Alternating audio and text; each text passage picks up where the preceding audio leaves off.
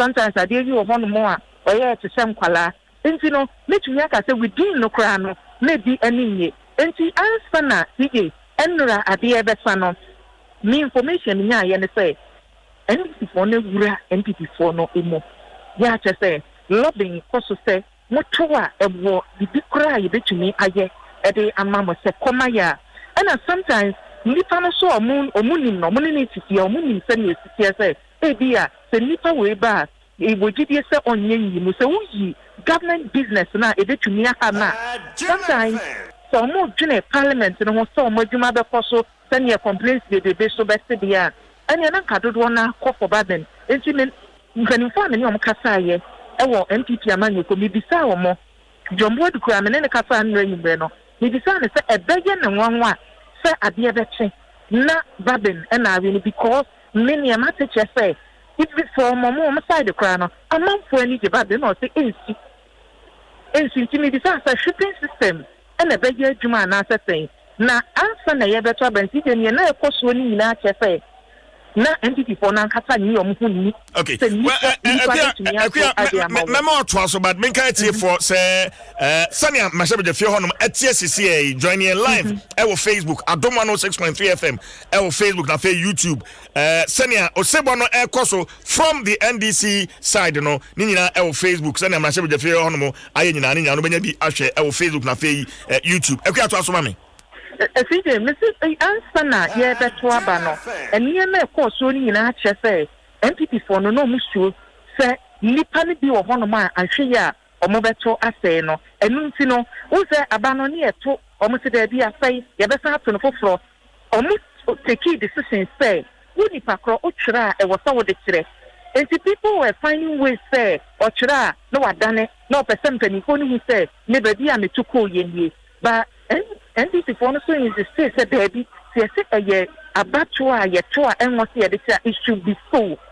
And I see don't get her or you to connect her. I see don't get more than you get a free bra or Musha say a word at Mayor Moyano. So who said if you call wrong pet no Dimika even Nipani declare public gallery on the buffet or so you call Baba could no be at Sana Punas or City Panas or so on so client topper or so you call more bear court or to me friend. Equity St. George, so someone will not in Casa or Muchia box now, someone got no. And to the meeting, Yaka said they did their homework very well. CD and this Yaman Yukuno, baby Chrome, Mokoye, information I did Kenya, yes, or room lobby no or more, yes. Now, my ya and Nipami and son from NTP Camper. Almost any family. Ukuso say video as see a me share me who honorable Matthew Poku Prempen afi honorable Brian Champon.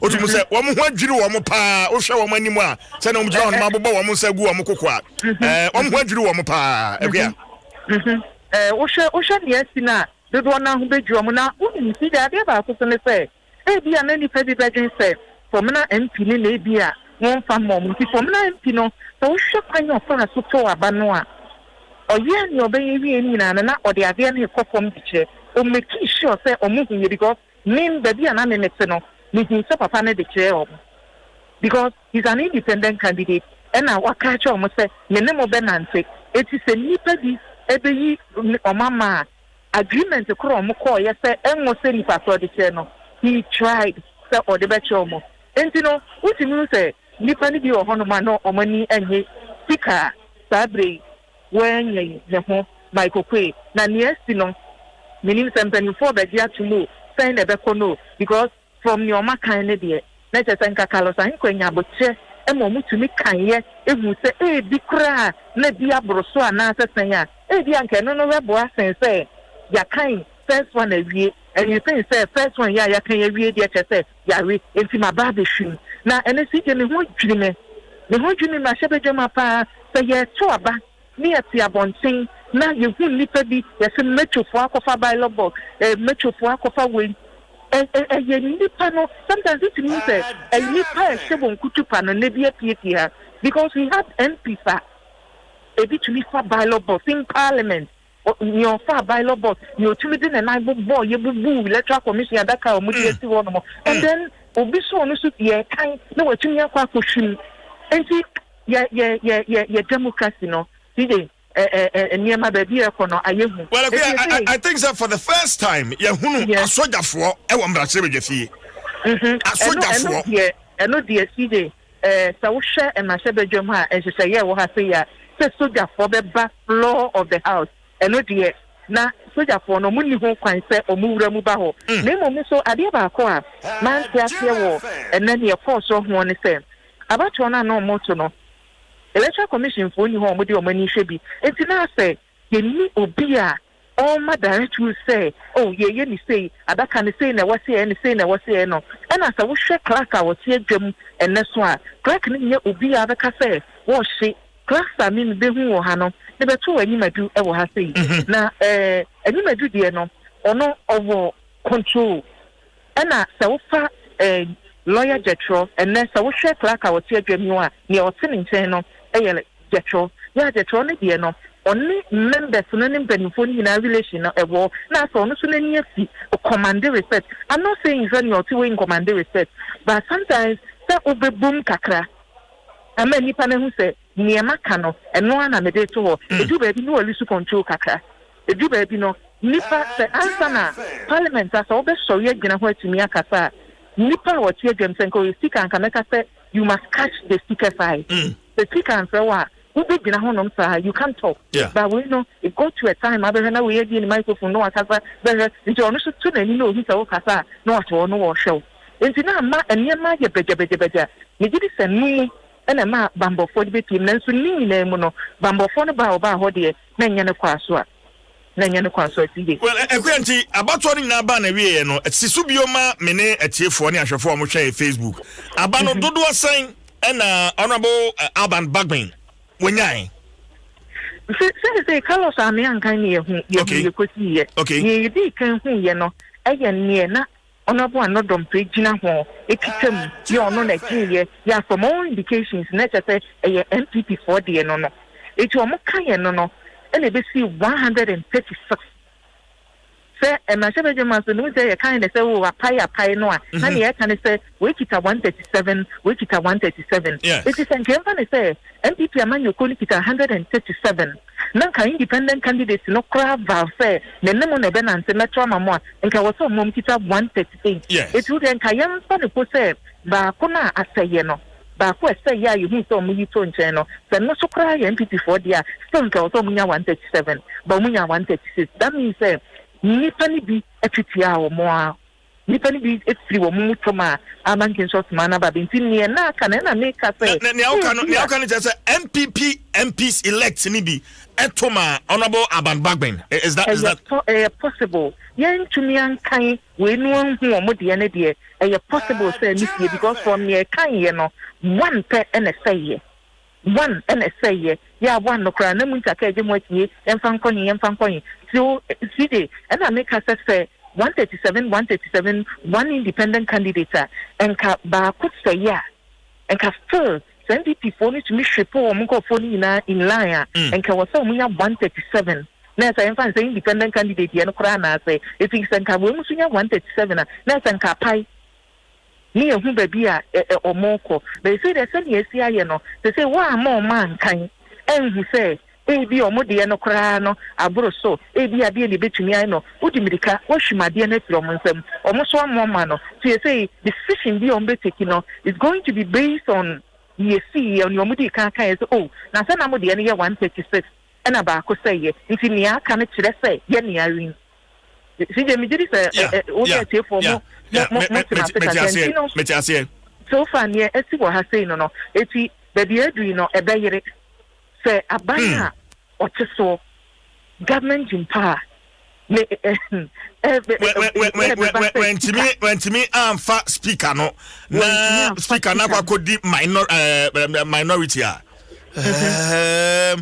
ebeyere TJ this you can be man can be a memo you opportunity to test say yan say oh my Ghana yeah the tree who say ba West Africa and Africa for you to make the Africa say you cut democracy na yen ye tiase so say ye tiase ampa yen e was see to me e dis na shebeja we ye adwuma say ye tiase ampa and na say ye bedwini nipa no ho e bia me hu ne say e bra so say decision bi a yɛbɛ take no ɛbɛyɛ nea yɛde dwen nipa no a ɛwɔ ɔman no mu no because ɛtɔ da nipa no sɛ ɛyɛ o sɛ nyɛ o decisions ni bi wɔ hɔ no mo a ɛsan nsɛm aban ɛna ɛwɔ tumi nti no ɛwɔ sɛ yɛteki saa decision no but sɛ ba house wa sei na yɛbɛto aba osi yɛbɛyɛ o parliament ni bɛtumi agyina ne nan so ama yɛhu ne yɛbɛkɔ so ɛsɛ menyi ni sɛ ɛmɛhyɛ bɛdwama so no ɔmo nso bɛtumi de ɔmo nan asi fam sɛ ɛwɔ sɛ minister bi yɛkɔyɛ akwan na baba akwan no sɛ okurom ne yɛkɔyɛ no na sɛ wo mpene a ɛne na ɛto gye wɔ a ɛtɔ da so a yɛn nyinaa yɛnim sɛneɛ yɛ amɛhyɛ bɛdwafoɔ no mo a ɛwɔ position ni bi ka sɛ ɛnyɛ ma ban na ɛwɔ aban mu nti no mpuntudwuma kɔ ebi nkɔmi constituency eti yɛsɛ no ɔmo bɛyɛ adwuma no a ɛsɛ sɛ obiara bɛmiti ne yɔnko halfway obiara bɛmiti sɛ ɔmo bɛnya nteaseɛ de ayɛ adwuma na mampanin kaayɛ n'ano wɔ abere a ɔbɛkaa ne last state of the nation address no ɔsi ɔma yɛ adwuma parliament wei no ɛwɔ hɔnom the 7th parliament in America previous one no ɔma yɛ adwuma ama n'asɔ ani na ɔgye bi sɛ neɛ esie no neɛ 7th parliament no neɛ ehu no yɛnhu no 8th parliament no bɔɔgye wɔ mu sɛ ɔmo betumi aka abɔ mu ayɛ adwuma no this is what a yɛn nyinaa yɛhwɛ anim sɛ ɛbɛkɔ so wɔ ɔma yi mu nti yɛnsesa nneɛma bi yɛnyan ma neɛ mmara no ka yɛnyan ma neɛ ɔmanfoɔ pɛ because from abana Ghana for to ye me chefe Ghana for ehwehwa de foforo TV Ghana for ehwehwa de foforo kra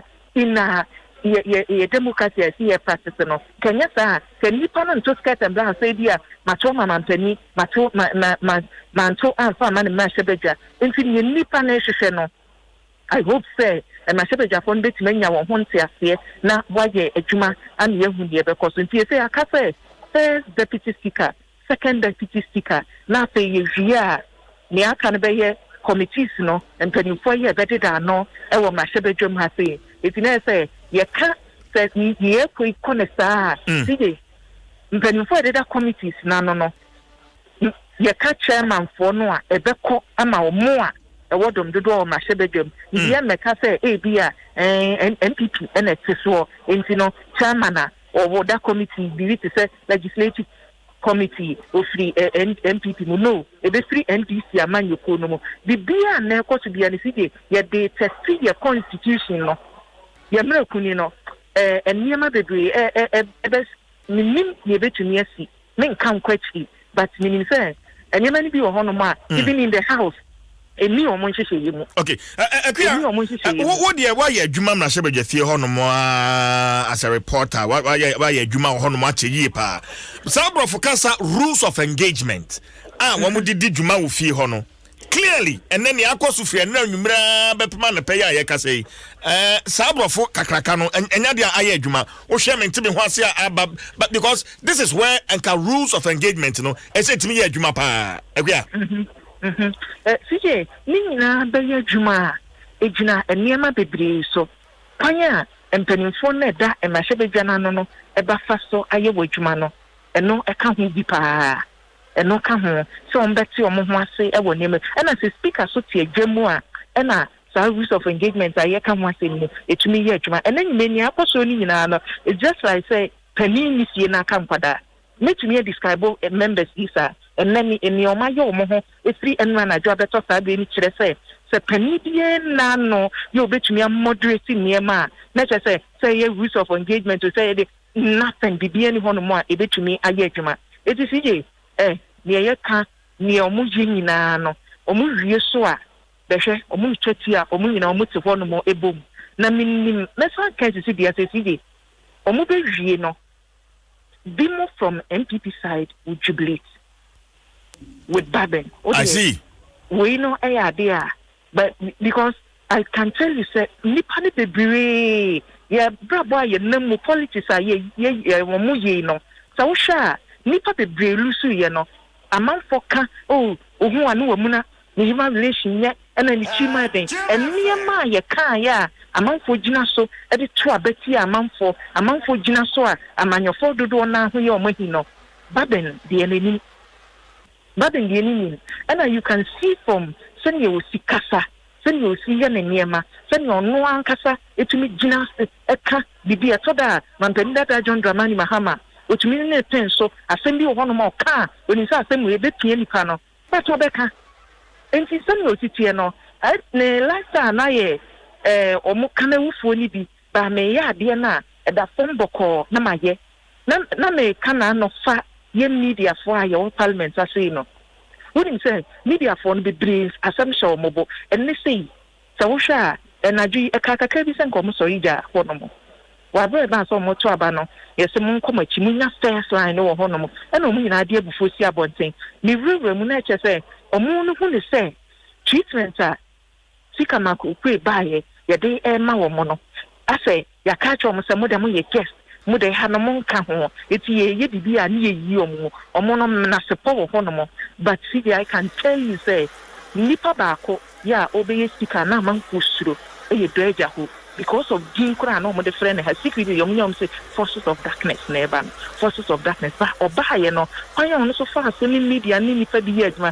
na say niema sesa me obin for my kokwe me ne na anya adwuma na hye badwam ha sa abra me nim no ma hye badwam no na ase oye second deputy and na osan ye MP but mysticership no complaints a man for the and uze ebi mo hia wo mo kasa ye ni yin adwuma ho enti nei no but in the na se bibia be koye na sane o hia ye da so da o ka che ye say ni Ghana ho na me dwene kan so de no ye adwuma see I can tell you say ma Ghana for yem enhihye wo mo ma Ghana for yem nhihye wo mo because ni Ghana for pe na o mo gina so to aba no eti ye say ni wo hye nika mu ya me no na epia aba no eti see ene de ayehu because MPP for no ni e wo so omo ye no omo ye kuni so omo de omo nkofo no kogu alisa because no omo nya him to say and she ye didibesi eti omo be ni na no mu na na mfa ko na omo bae na omo chesa deep ye wo so omo ye bia no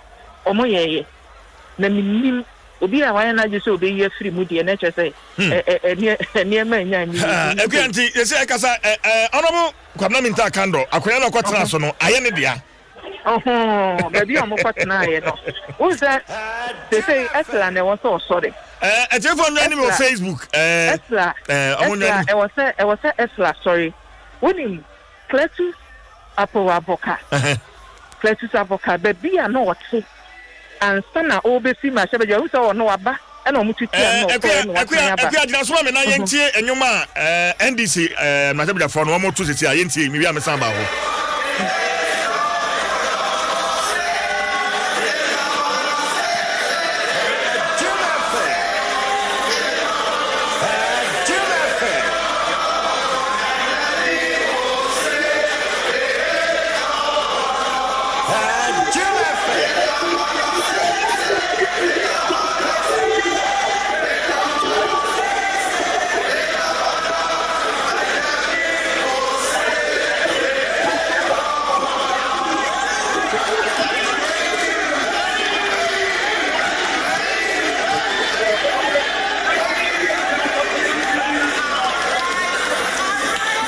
Right, and I want to know the victory of the NDC is coming again.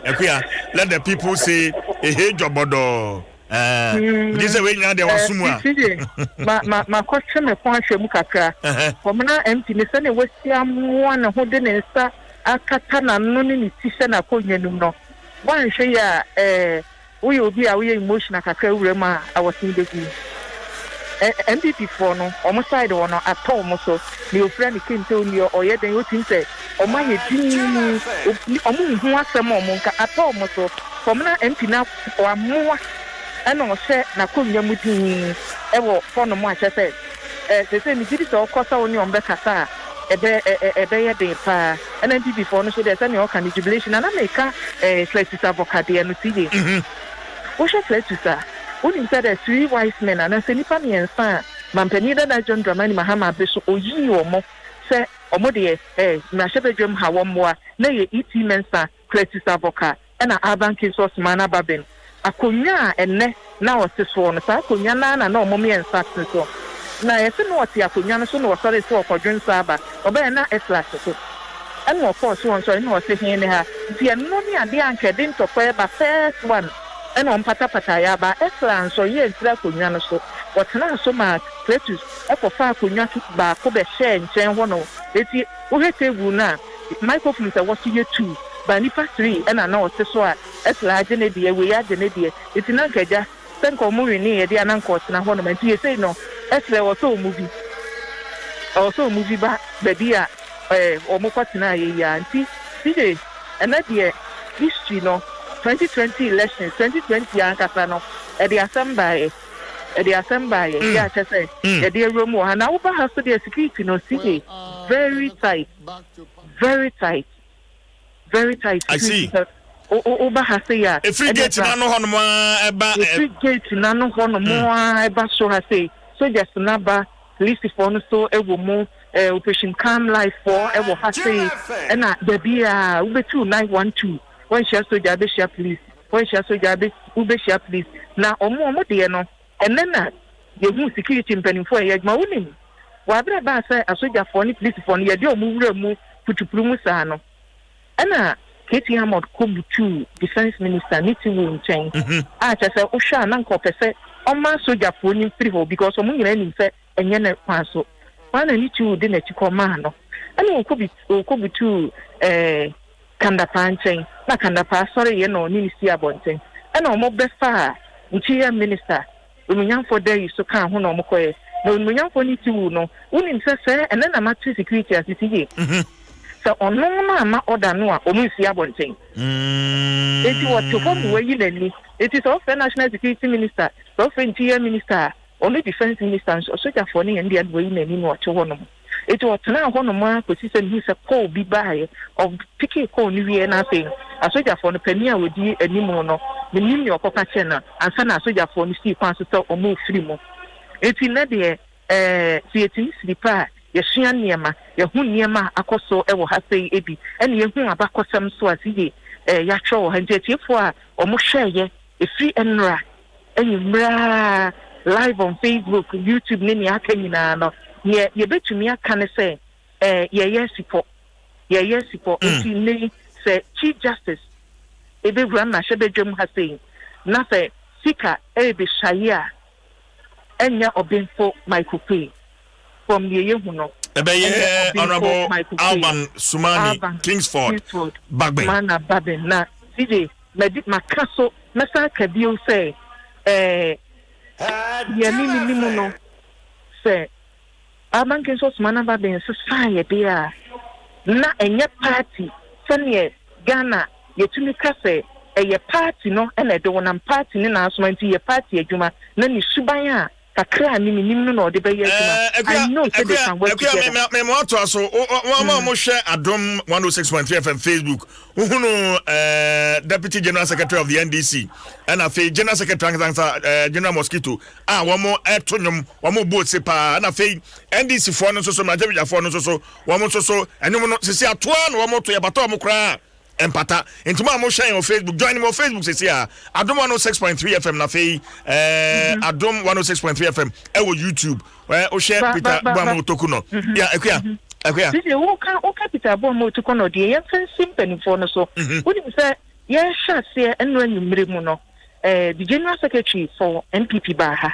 and a General Secretary for NDC so Baha say na General Secretary MPP Jombo Dubai no and o yes say o si from hono se no kwacha no nkofo no and o mo bo ni tutu a manhu ni bio manhu ba bi o fire and I say enti sonia eso di nkatia no watena ho no fie no abepema anapai JB de went me antena ho ana no kwasem se JB e ka fie ha say e free enra na dia and ye ba bi o tena ye no manhu okay baby o tena ye no manhu it could be say dia no wo office dia no baby o ye adwuma dia because me hu no special assistant no so say o te public gallery hono mo but no ankasa de manhu so it could be say no wo house but say look at ya de ndene koye ene say obeji fit oh baby a mampani da wanya ne baby ko nya me fa ne transi mampani da Rollins oba parliament I say ya fit na eyo omotena so ne ye ne mampani da ko form tena no yeah hono oba ye na obeji anim hono mo na oba ye no ne nwanwa ne seside ye kwa du baby ana wani kum na asa wutonko kaka wan brofo no mo kan se wan blinking ani wa mo na ni o what one tonko kakra kra so one tonko maybe o hono mo a me asa me kwa na me bokiti na me timani no obehwe no wote ho ana what did the nine you know esi animu from say ɛna wɔhwɛ adeɛ no ɛkɔ so no nti no adeɛ no ɔmo to no ɛtan ne ya moyɛ sɛ ɔmo tani adaka no pɛ na wasɔre nti na nipa no bi ayɛ disturb sɛ this man is disturbing no decide yes no ɔnkɔ ne that way eti ɔyɛ ya no wasɔre otumi fɛ Sam George ɔte akyiri ɛma ne de phone no bɛɛ bi mu ɛde brɛ Harry na edu so bi wɔ hɔ nom a na wasɔre otumi fɛ Akando ɔfrɛ Akando ma Akando foro soro hɔ nom ɛbaayɛ enim asɛm korɔ ɔne ne kaayɛ ɛna din Akando de fɛ mu na ɔkɔɛ so he was involved in a DBA moye no house was say some people dey na bia omo dey no omo ni party no work together but bia omo no omo dey omaye omo dey dada because omo so no so omo ko share ma Lisa ho no mo ansa na anwumre no be 11 mu ho no omo dey ba eti so omo koye omo dey ba ase din ketia dey na dey ohu se otimi ma sign bi bo hwa na ha na di mikesi abonte no akohia no feche no aba eni so okoba ya na obi ade na konya no onko sorry ba ko no bi na tem ade o ka so nko ane be ma wo say no we just see him no ko enti really MPP for omodwuma omoyeye NDC for adwuma omoyeye so omo ka se party no because me ni o say ye interview bi ma ne ka say NDC and leadership na wo house wo no eni o ye party no na e decide mo na nne esie no so no so kase party na decide ya mo a na se ne party na decide ya mo ama ne wo so munya no munya because I say think it abe no o chense ne o te fombo ofre mo no mu dibirika na o mo ba ofre na we ya so we mu ofre na hawu na sorry na ne wo so ka no na o kanti sije adwuma ne de se ne NDC for tumi nya ne o munya na yi o mu general secretary free mu a enye Uji omu general secretary fi mu a enye well me share see a video me who say leadership of both sides woman ne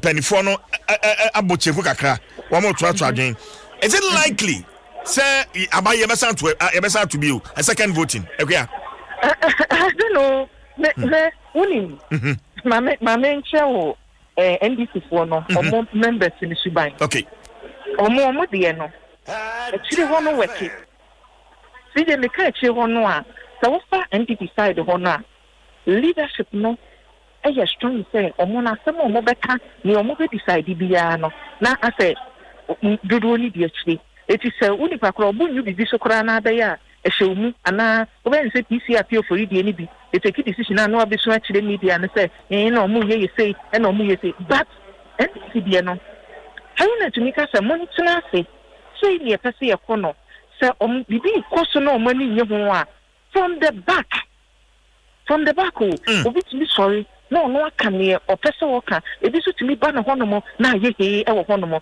e ti sabri ya make us say no say ni o ka say leadership na hia no say haruna anasa nitaka omo kwaje tu me say bi e be san to ni bie mu a e kire ho fo no ntiase ehwe se say baby a wugina wonni chamber ho so ready see maba enimu ho no man Adom 2-3 steps away na me chamber me ba to ura chamber ho na fe yenhwe individual members of parliament no yenhwe wo mu dimina yengeji ho no so kakra ekwia aha enti bomodin na wura mini ekwia boacho ayi Adom fi nra najo ena abawe yi wabɔ adwuma oni abednego kwaja sante asiedu ɔmabɔ adwuma ena na pen so yegu so ene ɔmo etwetwe enkomo join me on Facebook Adom 106.3 FM na fe YouTube Adom 106.3 FM na afei yento aso ekwia enti sesi a wabɔ awuram hwɛ MPP for side ho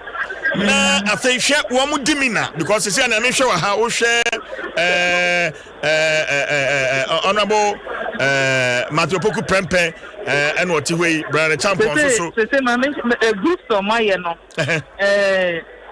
Dr. Matthew Poku Prempe Kennedy a compare point Japan and a bujina po and no more group na omo ye no hono wo free hono mo a another group here no so e ben speaker hono mo onunyam for Andy Apia Kubi onunyam for Henry Forty 7 amwa sika ana onunyam for near also nep ho me abema jonkuma ana omuso group na omuso ye omu meeting wo na nipa ba ko ni ne wona gin sometimes today you wish send Kenyango for trade on to you to know the one who said we was the team from now I'm feeling to me sorry so me cameraman never has say ya come mani zoom me at the tone so they say okita ne phone ana o share akonya ni mu wo say ya wo say o tena akonya ni ya wo say o share akonya ni ana okita ne phone ana o share empanifo one this amanyo ko no mu de o mu ye ni nyina no o share di din ono a onkasa onko obi anchen sani make us say nipa ni bia group we kwa no abo we abeti ma uso ono abo guarantee fanti akwanti obo yi nya me of five ma menu obo na beti pow say nya abotre but from na the ndf but ne ba bi no wodwene no say na say ya we ni Adam for na I wish say dia minimum on beka dia fa no ho but enu ti na e bi so also try say mon sha die kita me no onjimi sorry baby ose no na honorable akoto say so ana we da bi ono kra dia woko na obi sha konwa mu a onso shemu saa ya ono so esen no ebia na say masabe fon ebia fi ho bebe trim MPP side ne de gbagbo na de ne say unity ho Japan minister na de ne say unity ho saa chese na ya ma mitina mensa so they say na say uni mobi anu a console ne kakra ntina mensa so be gina ni minister adima manu ekuya mehu ya ye MP Henry Cotti mehu se ono so wafo pa we say we twem video yi mu uso ono no enyina ho na mo ano etu ogina ho kakra na wakofe ba bia tiasna na ori no gom boko e wo ho no mo edi na ma no so de he odi asimi de omo sensu mo ma no a esla da so ti akonya so edi asla kwatena no sorry oda so eteso e wo ho no ma na ono so de ne nsa ono kwa de oye ko esla ye ko a phone le tia na so na o te ho no mo edi na NDC for no so gu omo jubilation so edi leadership no de omo fifi ha odmunya for say chairman sabon sini ha sada so mahu Ahmed Ibrahim odon ko ani nipa meka se leaders no ha say on kra na se o sign apie eti say na ase ebie fu say ni na o ben leaders na akonya no so minim adekura wo ye no hono nemo mo do mo nko die no anigye wom ene o hwe lawyer Habie Sofu oni say ene first time awati ma shebedum fa we display tije wo sit na obi se say Mutala Mohammed John Jinapo ena Edward Bauer ena Habie Sofu ena Sam George omunyina te area ba ko na na ye kan mo ma ha dwen a eza won ba bi omote no ti omo sorry say omo ba na omo eba boom omo tumi omo na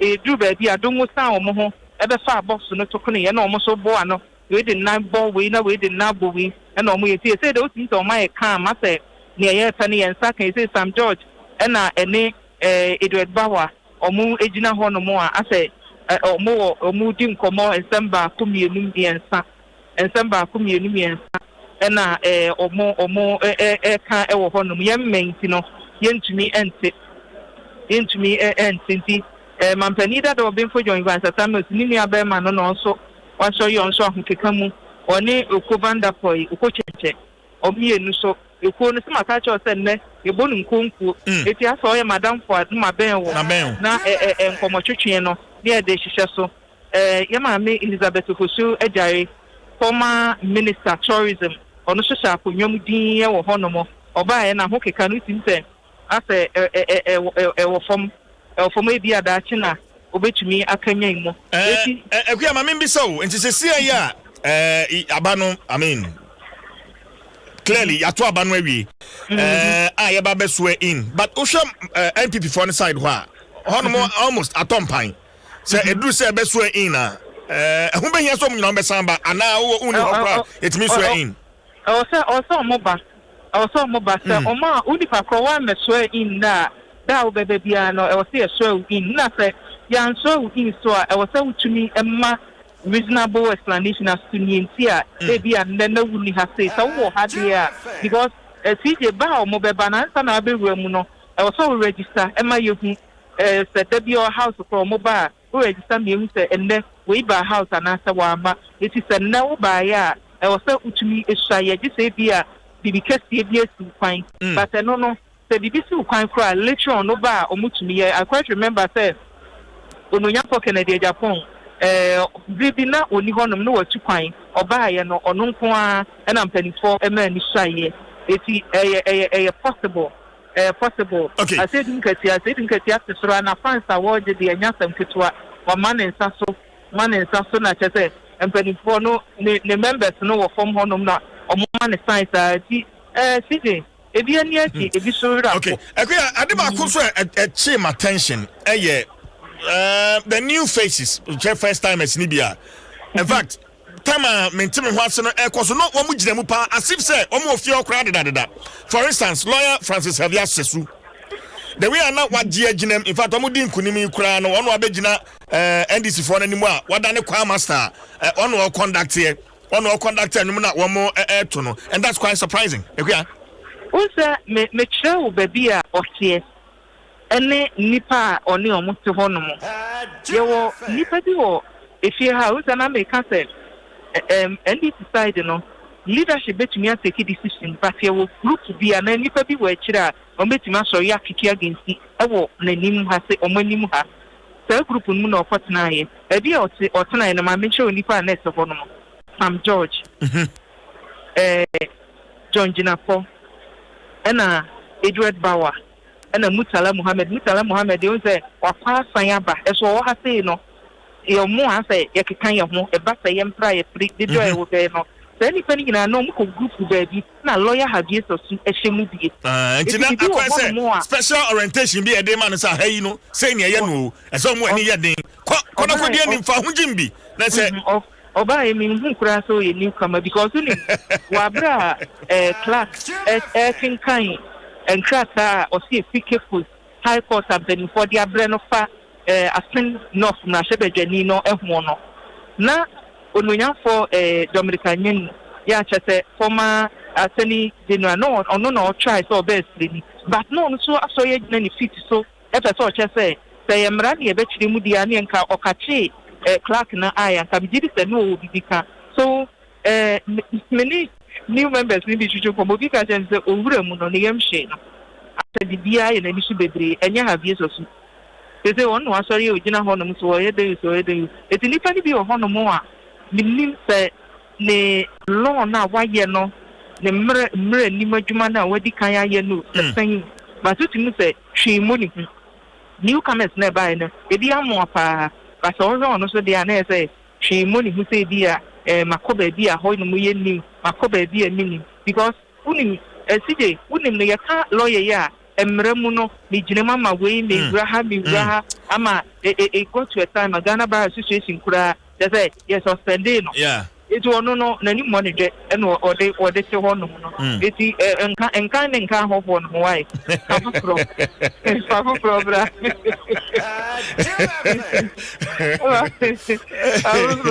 Asemo enti ekua asese ai de adro ye free ha e de na ye koso aside sanka eniema koso sene ye hwe no a enka ne aka no eye first deputy speaker na nka no so no se enka NDC for the omunifa ba ya enka no so nka be san to so aba sanka omudi nifa ba ya na nka MPP for CDB ba ya enka bato no be san akoso ba ni nyina no ne na me kan se ye be san to aba ayi first deputy no na ejina ye be sie so say ne akosie ni ye hu no tije minnim ne aka ye say be first deputy second deputy na say enka de atomu atwen say enka chief justice eva be boa ama speaker eswaye na ka speaker wie ya na nka omoso members no de no atwem na ye nya baadi edi no pe yakubu they say baby a edura leaders na sore no minima de kro mokoye ne ni omokoka minima de kro mokoye but medical so catch us say any likely saba we ombesa ka say almost sign interview any likely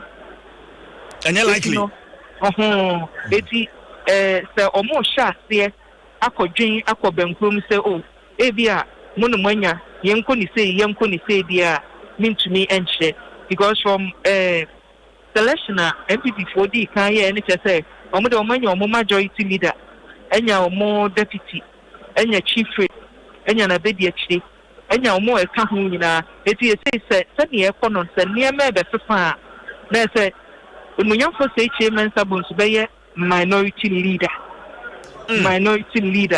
na Haruna Idusu abeye majority leader na say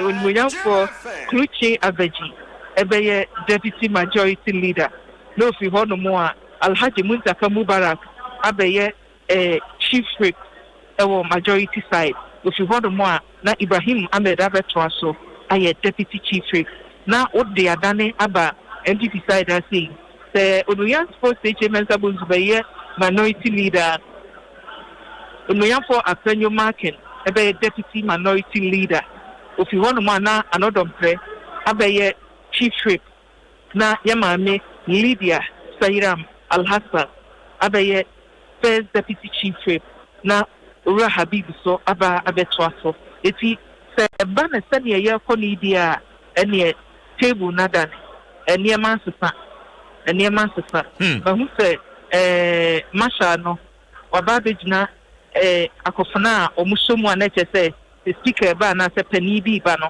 wababesum ejina honomo etini all ya ne kire say likely something phone be wura mu sisi enche enche phone be wura mu am ye huniasi na MPP for no hwekwana no a ye nu gina ho ba ko de ne sabu ntum say how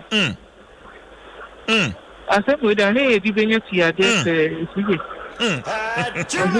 Ebinya etiade ma sije mame tweme ho na memfa we em toa so ema o say oh asem no ne akoye ya ne awrehu wo mu bi so ne say wudin say ka say unipa koro wo ba fa wo ebrofom di show on say fa spouse bra it is a wo soro ho no mo a ba bi a memetie no ene na mayetum say jabidie no abrofon kwa ma ya shey eyi ina we Kentucky we mu Bon Street ba ko temenchen Bon Street no na nipa no wo temenchen no wo hwa yagba kubori na shebejeni a wo hwin ye wo se yagba kubori su change ba you Rauf Tankwantu ama you see national the national nkrai die ya mu wie school na wakosumi no CJ pani a woda no wono ena waba na yere ena mete ne nchen no wo twa video nyina wo te ho no munya na ya so nya napko pani na waka national service die na making okay national service die na Mustafa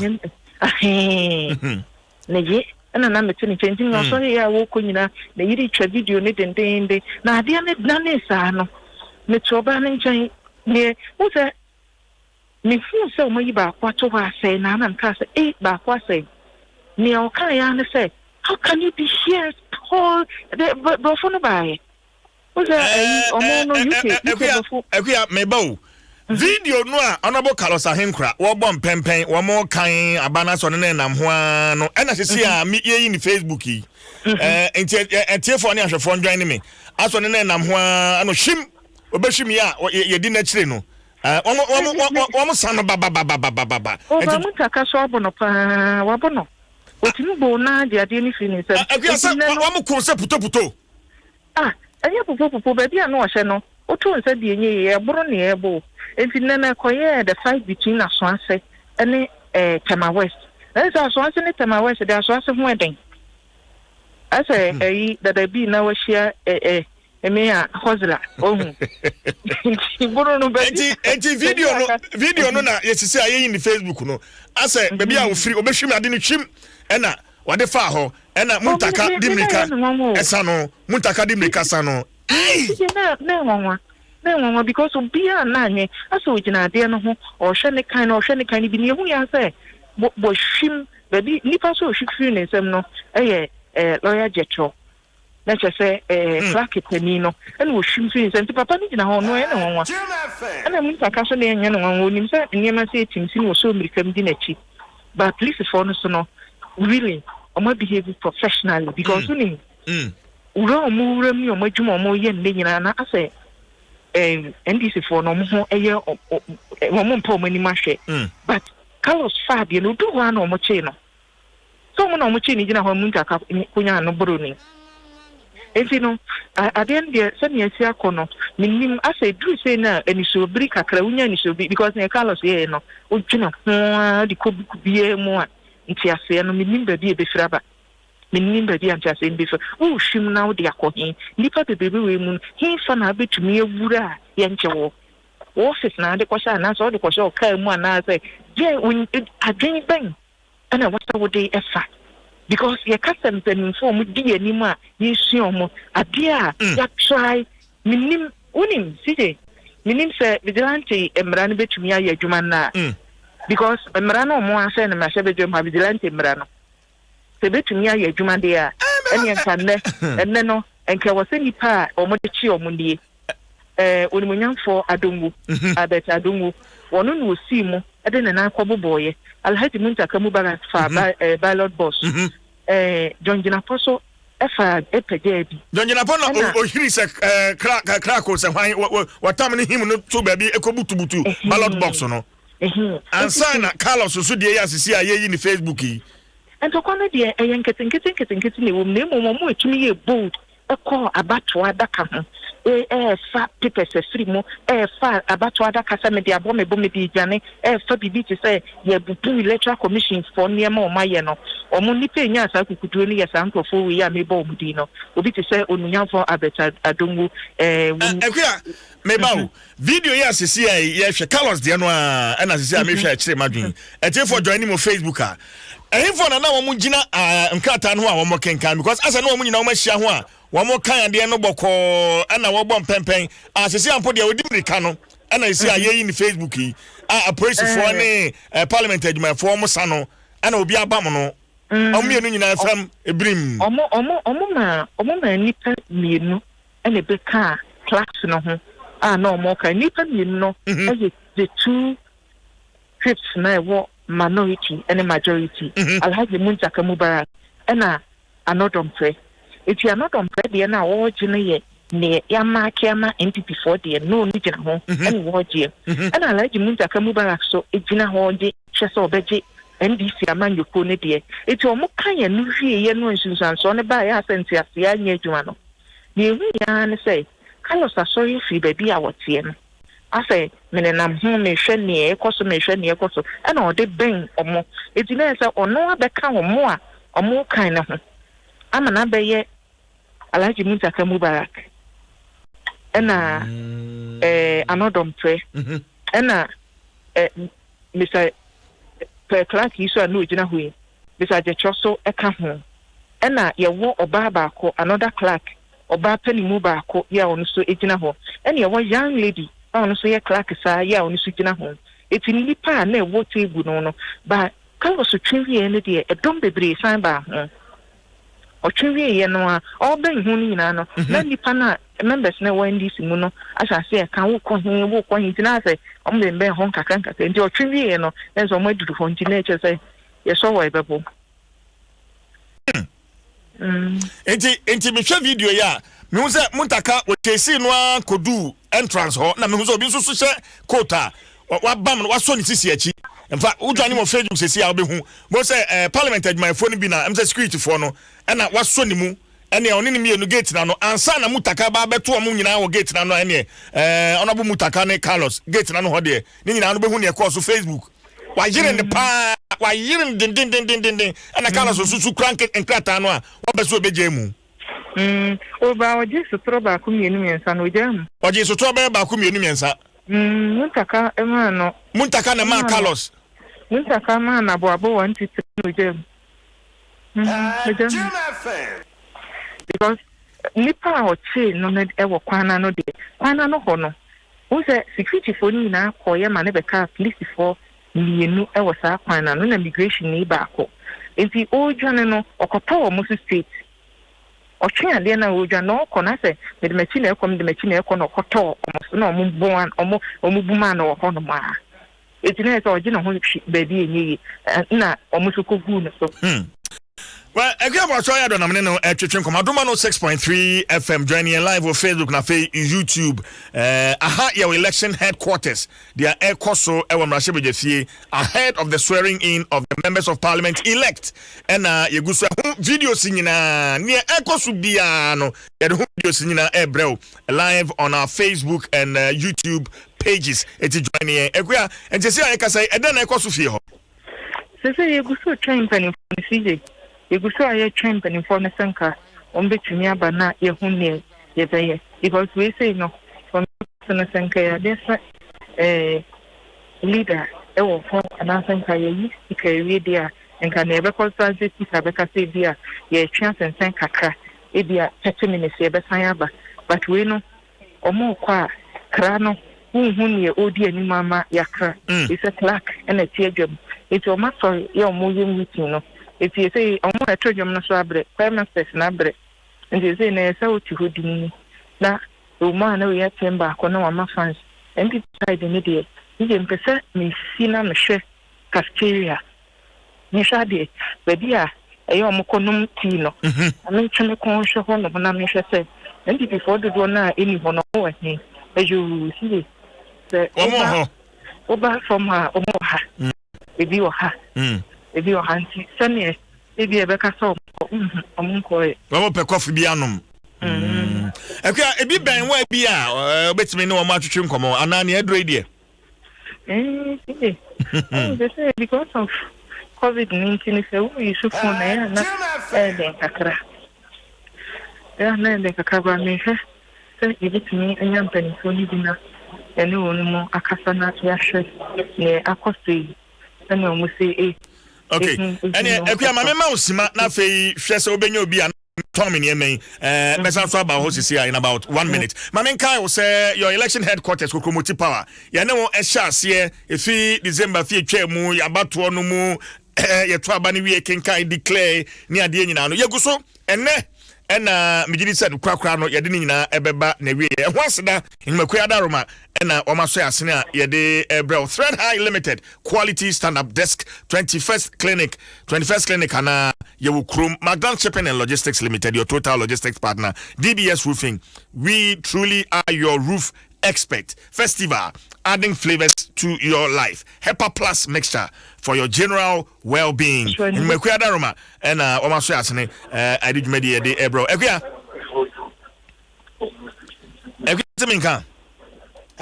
Jim FM.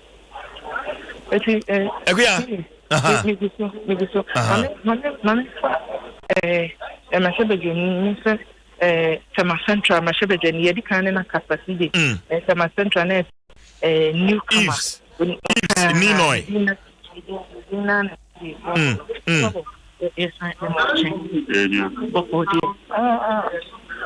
Yeah, we can get man who can come.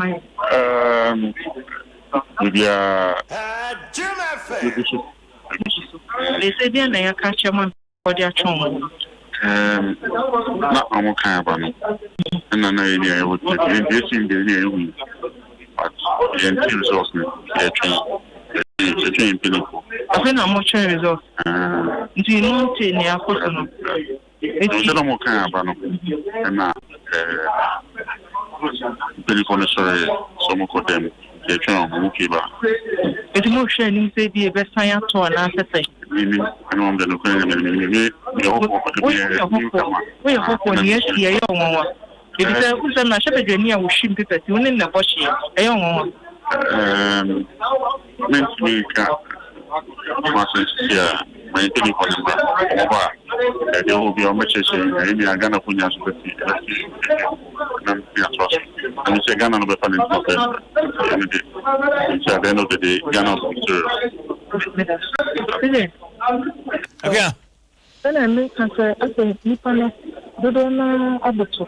Dodona Abuto, so I was quite fascinating information. No, I'll say it to me, the first na Bakumi. Na Bakumi, to me, and any omo ekasa na think the baby am medru no ma ba baby a say sika ne mpanimfo ni pia omo eba me hu onyanfo ha na du so me hu mpanimfo no ya chese meeting no we hu onyanfo kiti amodam botwe e wo ha sei mpanimfo no dodo na e wo ha ya chese we think some meeting no ya almost done. Possibly then I'm discussing about to be and so you moving forward. Okay. But me na baby am ya na me mo dey asem sabe kan da botwe. Baby am ya me bon modern semen sabe tumi aka. Bon modern. Da botwe na kwame nta kan no e wo ha sei. Honorable Dwaso so e wo ha sei. Ono me hu no na nyimbe no hyefufu mbisa ne sei. Ne fufu no a wo hye no wo hye ne sei. Well, shut up, man, reply, dear. Let's see, or the cold room. No, no, bonko, baby, and I Adom FM so any. But what's the mobile? Okay, see, Matia, and just say, if you know, and we are saying your TV, so get you for the Matia and a try. Honorable, then you see, you saw by dinner horse.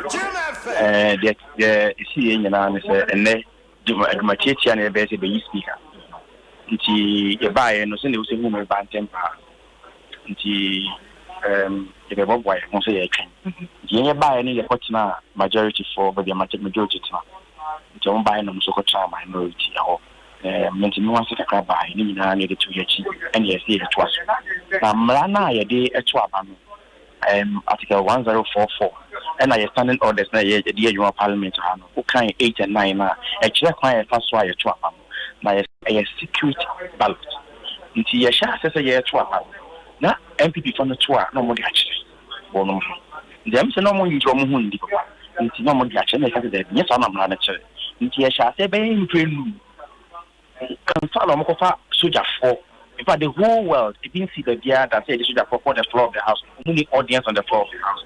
Omodo mo buy yakopon adom oboye ho ban ma yeso e ka che mo se ye ntiase. Nti mo esan ekoi. Njomo ko election no be pray mpanyin for no mo no ko ye meeting kakra no kasa da bi o machi ase te be secretary ballot nti en konto abam na nyame ada roma ye koto abam and ko ampo ne bi wo ho ane ye nche be ka say no in the interest of peace no yentro nti ya to wie ye no ye ken kan no ye kan ye no na ye wa mafio koi no nya 136 votes na ba ko essay na yenso yenya 138 ye kan mo de ni bi ye kan nyina ye kan no ye kan no mama na ye grupu ye kan grupu ye grupu ye no ye gus omugus na omo kan no so in the process na omo kan no omo kan ye no am say na akabe on so wo kan ade a akabe tu e wo nsem a you know say at least when you South Africa we so be ka samre ni mu an na ye wura muntaka na ujira ho maye no o maye sa science ya when by two different into who no Carlos who sa dem say na all around the na to musu kakra na Carlos e ba straight to be a group sa ballot papers no be tamo say odi gane so that say ba mo jubilation from baby am say ni mu ya ne say omo kan MPP for the year ka 136 million mu ya na mo start the jubility at that point but the year don't care ya the be a question so share ya the year no so mathematics you know the total number of people more to abano nim the wenya nim dia say it automatically so sikima unim the wenya the year time no my sa afedi na no into my ship na the year no no mo sha se so mo kan into mo kwa chire pa omukwa akire pa enu nti o se kan e de go nti enu na de de go ni bi obaye no becha mo gen nti no se sei no e betumi aka se ye nya clear na o re no de mo akra ni so mo ayi anodon page na wo mo koto abani wie ya na wudina ha e kasa wo ye enti no electoral commission for declare bolding ka madodo nya akire wa na se e wie na hu so wari I mean conventional conventional ko be ya politician when here you know sometimes you can abani we locally on jubility and sacred declaration you can abani obi hu siga ma obi a tene wan so but jubilation in the cost e di baby kwa sacred declaration ba na ma for jubility akrabre so that but the declaration the official idea was a procedure I was a complete But that doesn't mean that you must say it. I will be agent. And a very one from because I sound from Papa. And a free me of them in candle. Maybe if you have 6 o'clock, 6 and no, night. Past 2 days, night. We know in him the air. Your best say, you know, or mine, they can't. So ye make sure say, you better abandon assume dream. Night will be any kind. Aquaco 20 minutes or yes. You best say. So more dream will need the actually be more. They must know that they are also from the house and say, and yet they don't want to come on my executive dream bonidia. That is certainly not possible. Abandia at this point, your composure or yebre, I will say a consensus building. This time round, so many will no more. This is what they should do. Your 3 speakers, your substantive speaker, your first deputy, your second deputy. The substantive speaker is gone. What they should be negotiating is the first and the second. So why you know I'm going to negotiate or not? I know them run a chance. You better can be some for this control by the game. So they should not compromise. They should not. It's a many or more at this time. That is what they should be thinking of. No man, yes, sir. No more dream or need them bad. You have to trouble.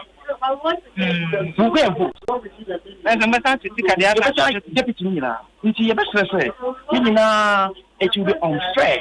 The major market says, that you can be sending in an NDC before a fight. No. They are not more than now, what mean Fakata? When so many Gagani. Now I have a ballot paper. I should be a good at 12 grade. I catch them say, Yank, brave votes, I put up any demand. But you know, I think that it will be more they are negotiating, they're negotiating for the deputy. If it's lunch, Brano, I push say, and then you're moving here, more file, your father, your sister, paper, your dinner, and our boy, and you were hearing a voice here, I must see and Joe. Yes, I agree with you to some extent. But fortunately or unfortunately, no. Name of course, I agree, no. Personally, many Angela can tell you that is the truth of the matter. But yeah, if you answer Papa and now, depending, yeah, they are any house will now to I shall them from. Okay, Mana, you need to tell more for your winner. No more time to one catch of the court. What's more? I didn't mean election. Why you don't want? You don't know. No winning ye. Then project win. Oh, and you know, never be a course. I tell you. But unfortunately, you know, your process, your immunity, you know, exercise, you're going to be and find your mind. This thing on the floor of the house and move because. Honorable, let us say, Yamisha,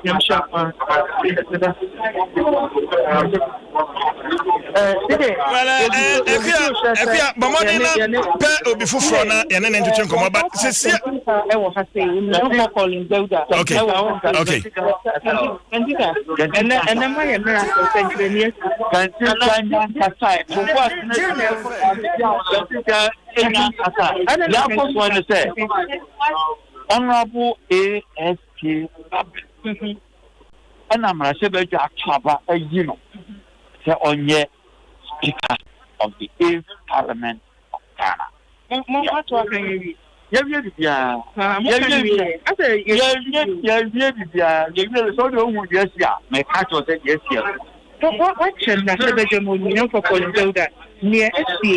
The can be demon fan. Dear Naka, yeah, you do honor my lecture. You know, Yanek, you have to give a post. Leaders not a movie, you can't the most other to be about any other two. Make a just all there for Saba. I want to tell you, that's what I don't say, but I can't make you 12 young to me. I can't. Then I can't. Talk about that. Oh, City. When you for calling Zelda and Yaneno as you train and common, you so respect your name and phone be now. When you for Albert Adongo, Isaac Adongo, Ewa Hopkins, City, Adom Nsem so Eli, my Yanu for Adongo and to Chanko Mobile, come in. Adom tie da. Abana ya twari. Mo ba la kan me ye. Ana ye kan o. Ya kan ye di. Aba e wo mi na ye. Ahami your friends do what training in any more habaku any do a domian any in watching. And you say, I didn't natural flower.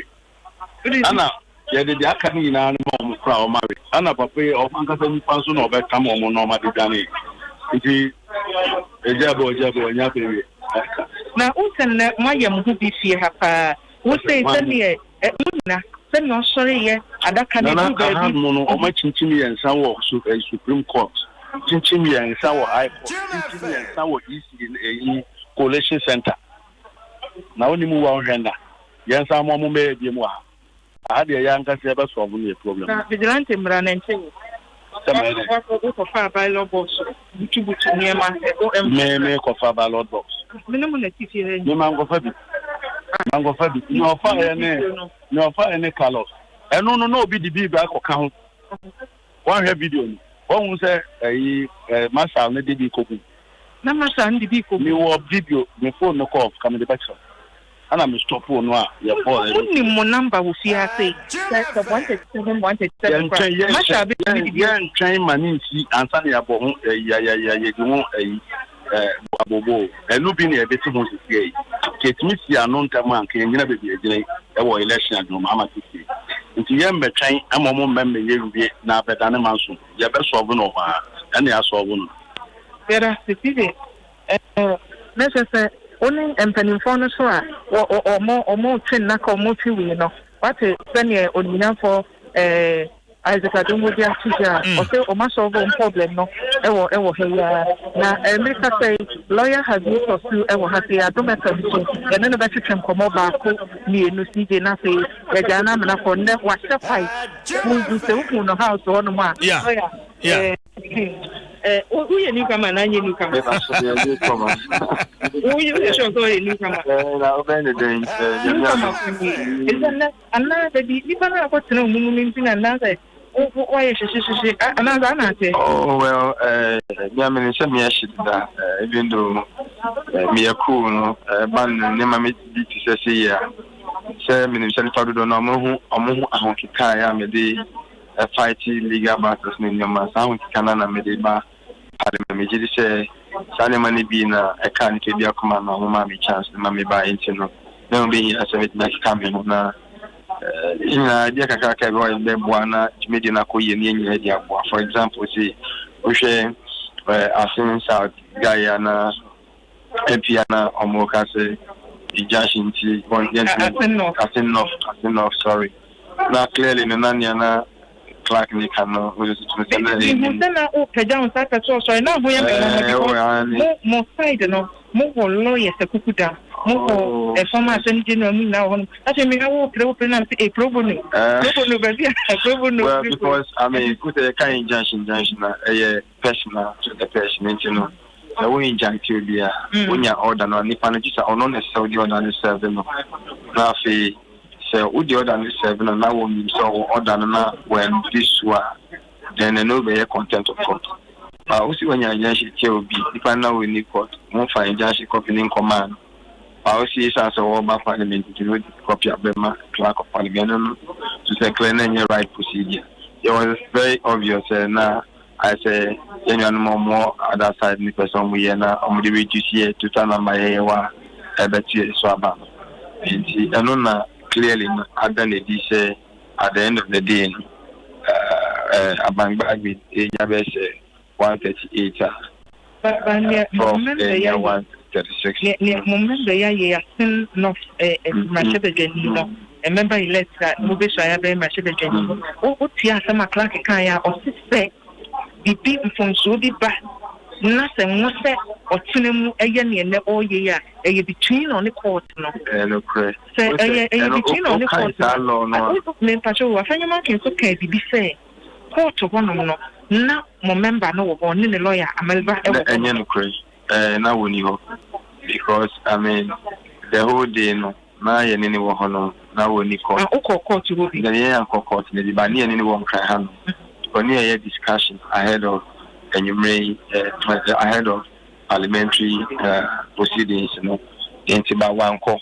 Now you need the one cry, into order nearby, in fact, who order, and only see it in radio, say, quarter matter order. But near him saying, possible, say, we bet me a 7 and Sanya Bahano, so long as yes, 7 with the order, you can't say he has knowledge of the order because one court statutory service of the order of Ekasebia. So long as I had their two newspaper and I say they are it means that he has knowledge. As far as we are concerned, he has no knowledge, and that is the truth, and that's the fact. There wouldn't be proof of service on him, say they are 7 a copy with the order. In under those circumstances, there is no liability whatsoever, not criminal liability, not civil liability, not contempt liability. Nina a process, she can rule of law, a never be brave, near Manissi and NSC. From Pempino, a lot of year courts and the other than the political court, there is no sanctity in the. If you have done the political court, you, a lawyer, you know. Because who said there is no certainty in the law because Ubekaya na NDC issue na kana NDC pray on Tachiman South. And no can the evidence will be a cocoa, a quamer, say, coalition sheet in your many honor.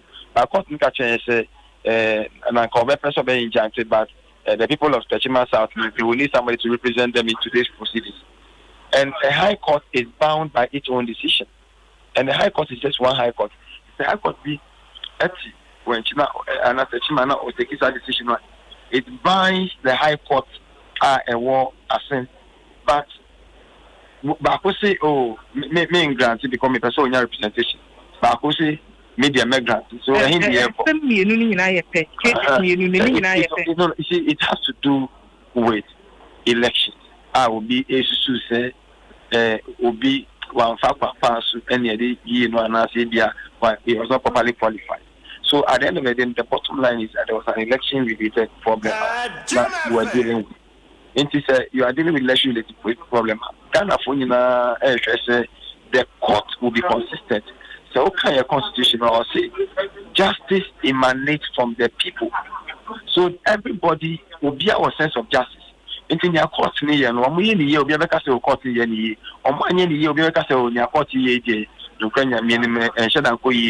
we speak now, the generality of thinking of Ghanaians when they say, court no crown, justice be all, and that is not good for us as a people. Lawyer, let me be saying in I say, more or less, for the number of case, we near every similar case, for Sakinda, when you're very big Boko Central, former MPAC, and yes, similar, near Kosi for them, and yes, similar, sir, because we had to do with allegiance.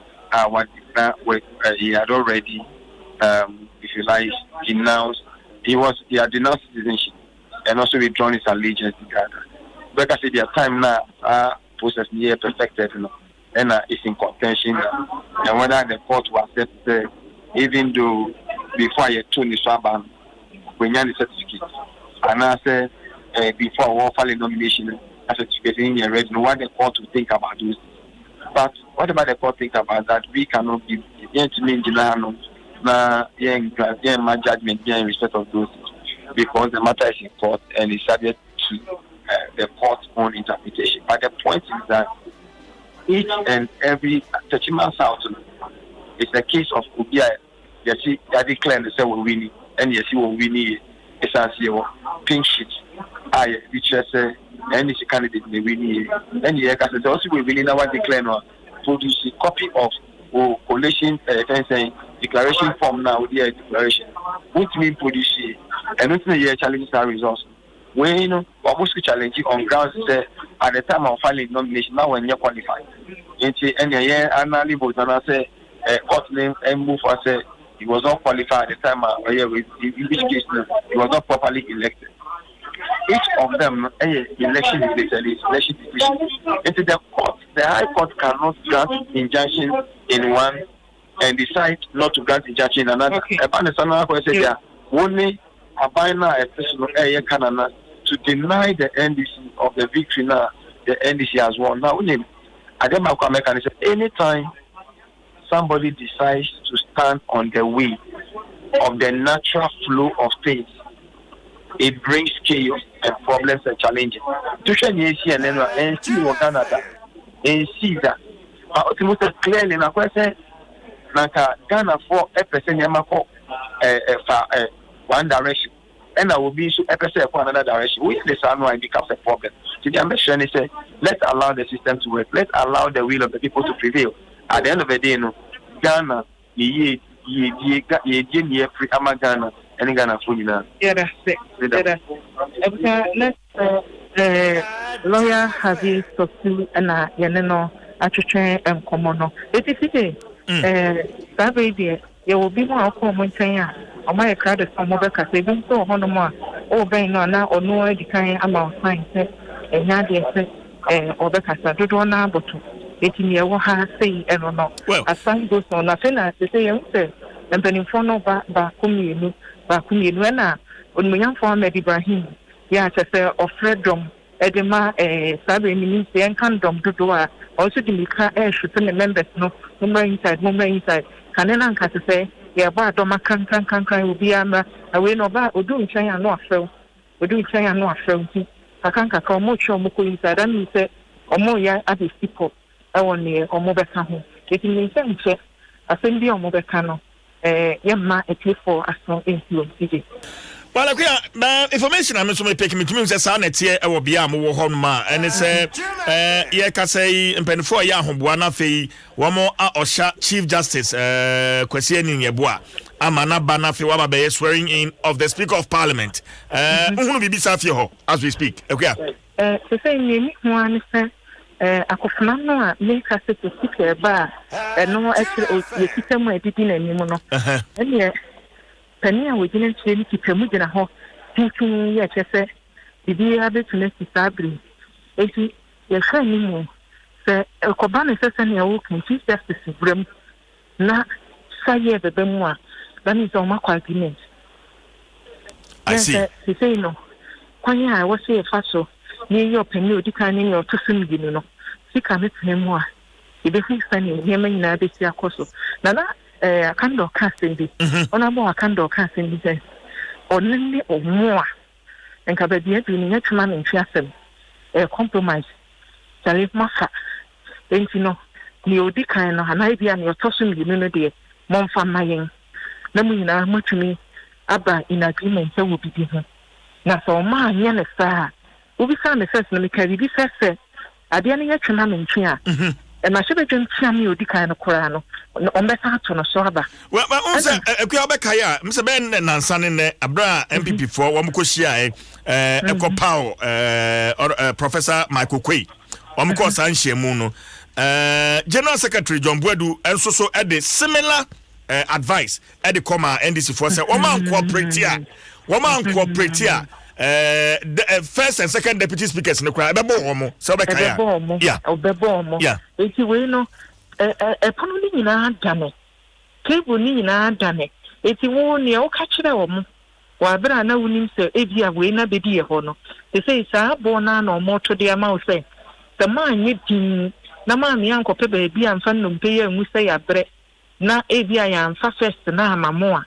Yebesa di nipa yebesa nipa ba ma oni mu nipa amubeba na fa be pre na ne asi no so kire say ye ka se yi nipa ba hwe yebesa fa first ne second na it is a mopa de a mummi nko ni din mopa mummi nko ni din se mum peso de a ene mum twina ye ntwina ye hu kora se bebo it is say no obi a ye din ha ye din especially ma MPP for side no obi a ye din omo jeje ahoni nyina newcomers no kra na hwe omo omanimu a wan hwe ya ebibi beyo edi se utie tema central na hwe janina onu obi a waba mo no de obeka so onye no oye onye dedefo ni bi onu o ka se ne yakoso no kra nimi hu so menti ase ne hwe ne desi ne hwe ne desi tisi ena de ne asi no emu awiram Equia near Mema Wako cafeteria ho. Na kache Maria no more so one mama coffee ni mu ahia pa. Na one mama akokwanam ne sre no ne ayache no hyehyehye ba ko one mama pie. pie no so ba ko nka ho na tenase to bo ase emia meka ekua media brafani nyeden ye mobile money we nya waka me man madaje try 5 minutes mobile money fatin am van to be na me ba sisi a na fei jojo ho kakra na me ntwa me ho mra me ba ye be san so aba hobio na fei ya behwe dia e koso fi ho ekua moni adwuma waba adwuma papa ekua bo atwa Adom ena me ne no atwetwe nkomo na Adom 106.3 FM your election headquarters and swearing in of the 8th Parliament of the 4th Republic. And Huamani boy Gusaya de Ebrewa Sedano Yamfa Emma DBS roofing sheet. After several years of intensive research and a DBS Industries Limited, the roofing sheet papa I babeboa medaino awusie no watimi awie ni nyina medaino siwa tum say yes if it's soro Ebasie roofing sheet na madan no edimu prekope experience the amazing touch of Colorlink Plus roofing sheet in 26 years. Colorlink Plus roofing sheet, which means Colorlink Plus roofing sheet always stay clean and beautiful for you. And there's more. We are giving you a whopping 20 years warranty against fading and peeling. Colorlink Plus, you know, say yeah, the board dinosaur yeah, 20 years warranty. Say chance dino bepa and also a super why you better be Sunday amount.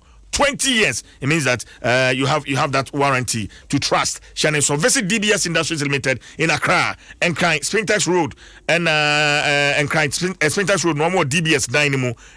Papaya Restaurant at Shannon so Spintex Road. Papaya Restaurant. DBS Dynamo. For hotline C 0543 286 637. And so your factories are Kumase Tamale. And a takrade udwani chehonma ubenya enchance dan papa DBS asanso edi 20 years warranty ya dia pay also DBS Industries Limited.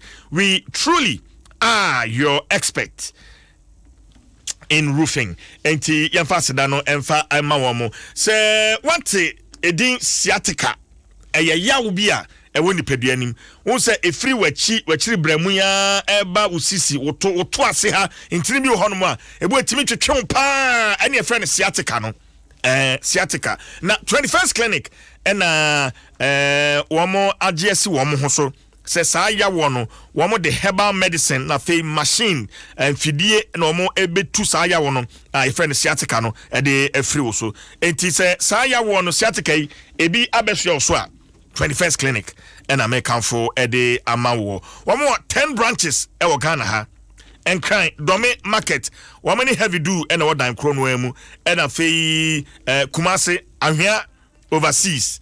Also so be home at Quine. For 21st clinic ewo 0540 311 311 0540 311 311 Wamusu krea senepa me this our live coverage ye de ebrewo se komase wo kra bibi framanone na wo pe consistent delivery wo pe dwumaku a wo kra ya na ne enam wiem enso se enam nsuoso na de abrewa e Magdan Shipping Company Limited na mekanfo e de amount since November 1999 and Magdan Shipping investing in building a track record of effectiveness in warehousing for both bonded and general haulage, cargo handling, customer brokerage, charter cargo, and project cargo. When you know, wamo ebon modern papa enti bopini wamo nano wamo entretien and komo wombe boao niema se eba spare parts so se we contractor o se mo ye school ye hotel o aban dwuma ekubio na mo pe bibi mo kranema ba na mo pe kwan be fa so abeduru jojo ho ntochema Magdan Shipping Company Limited and I make count for the amount. Omachi Kwan Block 10, Aviance Cargo Village, Kotoka International Airport, Ehona Magdan Shipping Company Limited. And also call on my website www.magdanshipping.com. And also for 0302 762 280 and 0249 991 199 024 999 1199. Magdan Shipping, your total logistics partner. Well, tie we mama na me ba. You better so akomrahye begefie ebiem. Stay with us on Facebook. Adom 106.3 FM Facebook na fe YouTube. Ya ba, nya ka kire bia no. ye de ebebro meeting at the Chief Jerry Force and production team omo bo adwuma pa listo ekwojo fojo Joshua Tigo Kofi Hassan and afei Caroline Adaroma and the social media wajibe bia aboso tie we mame ye ba ye beto aso. The lamp was so cool, refreshing the family, empowering lives for a better day, quenching your thirst, preserving society. Belanco for us, Belanco mineral water. Keep drinking, Belanco for us. Belanco mineral water. Keep drinking, Belanco for us. Belanco mineral water. Said ye Belaqua, ekum yesukom no. Omatintima fidia, etimi dane robeni, ediyad fufro. Die can say recycling plants. Our day boba, dear bobra, etra ye washia hombine. Bel aqua mineral water, ye jini adasa ye di. FDA, Ares anka to imwaja tumse eye. Mami doctor, me ye funu ma runisa. Bayad na wachi bako mi. Na wachi bako. Na sa we dia normal. Sisi akra na me risa haban anu me bi dro ye wie. Na sa prisi me na na de mami. E wo power off. Ye adwuma bruta. Na sisi dia mi sa anu adwo. Enye adwuma biem. Abba Mr. Bebrese. Iti wetumi atena fia wo yemia wo ya na woche baako. A wentumi ampa ya resabia. Enye mi o mami doctor. Aba. Mense wo ho enye drobia keke. Hwehwe wa pomodin ho bambo echira kwan entampa. Hwe Vodafone Healthline dwumadie nesua nimdie efa wa pomodin ho. Gibre hwe dwumadie ewo TV3, UTV, Adom TV, GH1, Joy Prime, Family TV, DGN, SBN and WhatsApp TV. Ready? Amanfo agbave tonic ni agbave bam na mate ho adansedi no eya adwuma pa o ye de kan nyina wa wo frunum agbave tonic ensesa be na abo apomdin mu asiesie mama manya hoden foforo kra sesei agbave tonic adaroma esuo me honam nya me ya bie o tro faros me dance na aja brochire amanfo muti yo agbave tonic kutie koko agbave bam nso sasabro ukotodwe usisi wo de agbave bam twitwi so a him ahotonko a ahotampa agbave tonic ene agbave bam eya pasewampa enam eya adwuma papa agbave herbal center ya wo so wutum en woye e ma wa fafuru abato mo manufo ne mo fra wo ne mfie dumienu de won ka ho e wo herbal chemical ne pharmacy shops at phone for 0246 598 256 and 020 813 0790 agbave tonic ne agbave bam oh yare ebeko kra FD ahwehwe sa ejedie nkrato yi mu agye atomu se eye. UMB was established in 1972 as the premier bank for the corporate and private sector in Ghana. From our very beginning, as the only Ghanaian bank serving all categories of businesses, we set a standard for excellence and innovation over the past 45 years. We've built a financially healthy and strong bank, demonstrated our commitment to our customers and to growing businesses, and exhibited originality and innovation at every turn. At UMB, our focus is built around people, service, products, and technology. These are the key to our present success and our future triumphs. At UMB, we're poised to make a difference not only with our customers, but also in the banking industry. We invite you to share in our future. Our future starts now with you.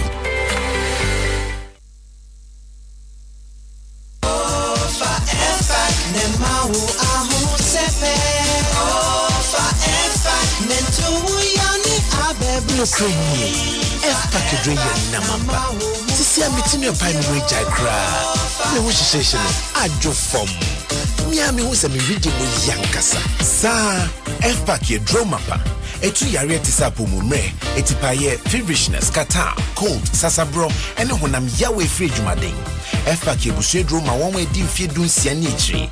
Asma ni also yare for die. Ensesa wo fa F-Pack. Ubenya F-Pack ye juman tem no drugstore se wo menyi mu nyina. Sa wo fa F-Pack nenu na ho antowo a ko hu doctor. Afei F-Pack Junior nso etu honam yawo mo fredi busumi nsia ni echiraba. Esa honam yawo, kata, feverishness, cold ni flu. F-Pack Junior blows your child's pain away. F-Pack blows your pain away. Give us pay capsules. A memory. Manum bia ye benamua. Kani metutu ya na minkuma bo asese de. Betu esa kum menia G. Give us pay capsules. Give it to me, baby. Give us core capsules so eh. E man me nyina akoko yade. Sisi yade amama nya yam timotete wo mo no. Yedru no manum bi amama de me ho. Give us core capsules. Mrs. Moye ding. Give us core capsules. I give it to you, baby. You give it to me. Oh yeah. Hey. Give us no. Ama ni jia bebusuamu papa. Na bema ka give us P capsules. Any give us core capsules bomu nom dia. Na eni jia ni ahoden no. Wa brudo. Give us P capsules. And men what if you do what you do kronkwan na efa. Give us core capsules. A painful abatra one more menufu ne nkwada wo ne fie du mienu nka ho. E wo drugstore bia motifo nko Give us Herbal Center, Teshi Mobile, and Teshi Adriami. Phone numbers 0543 222 470 and 050 68511135. So many ways there where you go feel use your MTN Momo wallet make payments with scan to pay, where you go use the QR codes, or you go feel use the merchant ID or on bank POS terminals. You go feel also transfer money between mobile money wallets and bank account, all on MTN Momo. Enjoy real convenience in all your financial transactions and live life the brighter way with MTN Momo. We are good together.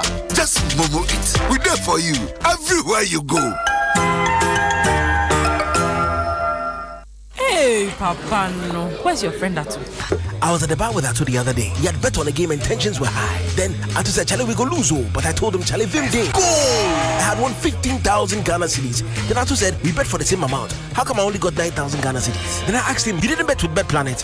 Wait, he didn't bet with Bet Planet? He didn't bet with Bet Planet, oh. So I went to take all my money. Then Atu asked me, all your money. My betting people said I should wait on a few days, oh. For the best odds, biggest wins, and fastest payouts, visit www.betplanet.com.gh. So Atu, where you there now? Still there, the line inside, oh. This advert has been vetted and approved by the Gaming Commission of Ghana. Bet responsibly, not for persons below the age of 18.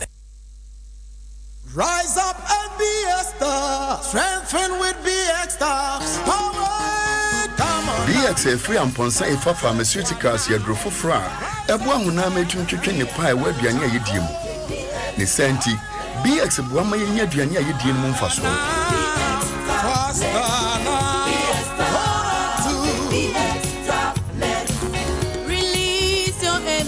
BX mamuche nam ye ridie mu no eye mu no na ma hoden bem. BX meduane di ho akono sori. Zinc e wo BX mu no aboa ma mofra nyini yie. So we yare na wa hoden sutia.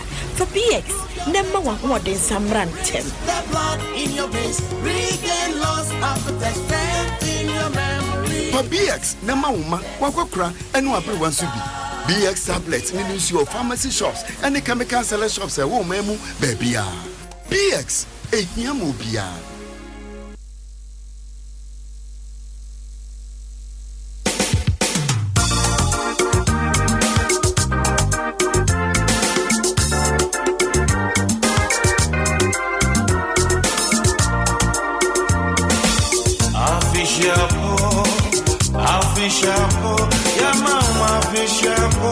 Adom FM, mama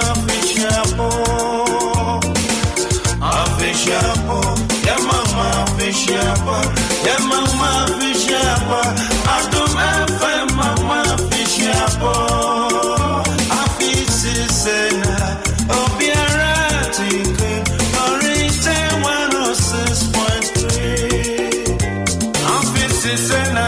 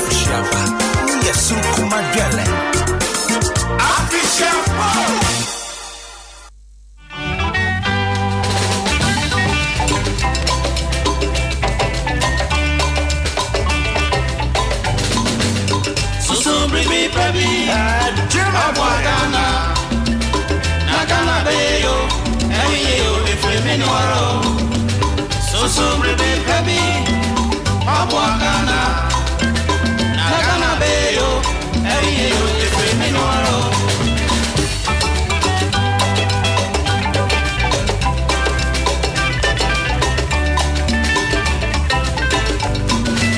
Mi mangana Adeshe mama Moma momene swe Moma ye febi akuye ni odo Efansumi ye meni Na omeni Ye yakasara japadea Yanana no di abebre segede to maye Inchi asemene use Yesum dane iye Anya sape dachi chiriba Beba bebo yenfo Minia susu breve baby Wapwagana Nagana beyo Eyo efemi noaro Susu breve baby Wapwagana Nagana beyo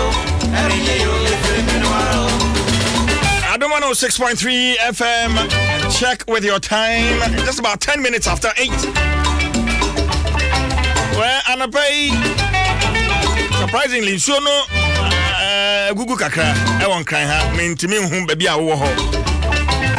I'm a chain from a fire pa. Bobby, no honor from a fire. The ding face, you know. One man near my penny, I talk. Si la passe honmoa bako kumlimle henyi na so na topa minim baby a wo ho de me bi kran so yedum kanea well but you go so the live coverage of the swearing in of the 8th Parliament of the 4th Republic. Near Kwaswobiano, yeah, down live on Adom 106.3 FM. Meeting the Chief Jerry Force and joining in live on Facebook, Adom 106.3 FM. On Facebook and on YouTube.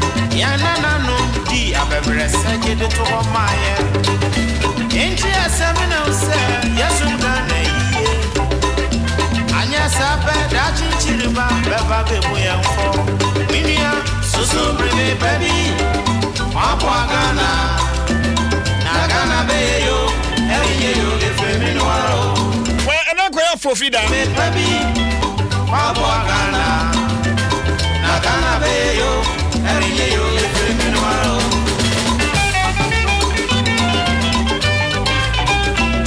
I mean, sir, why no one I would done it? Why and I wouldn't I would done it? Who here?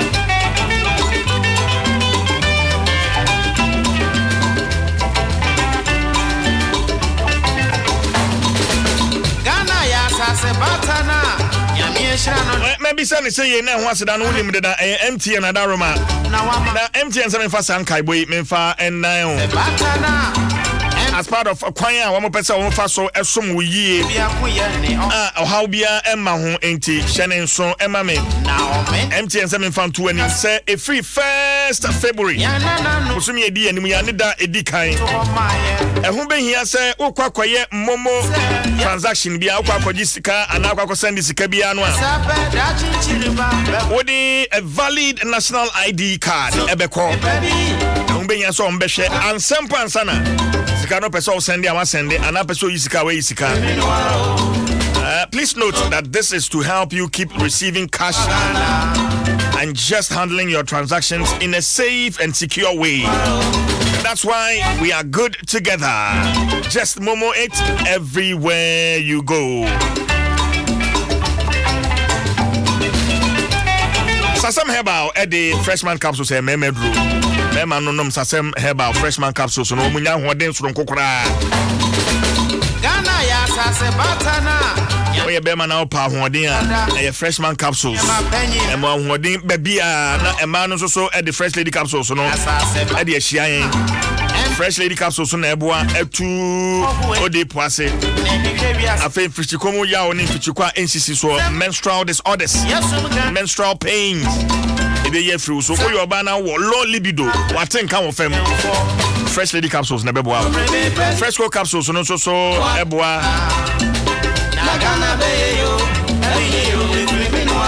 etu koko ase wanam yaw ne sisi yaw nyina no etu ase ndrom yense buso pharmacy chemical na fe herbal shop se wo memu babia etu phone 0243559319 fresh products bobra well enti ni awodi na woda anapai menu mi oni yembom na fe yama na fisha pa 0302216561 0302216562 0302216561 0302216562 when wodi na woda ne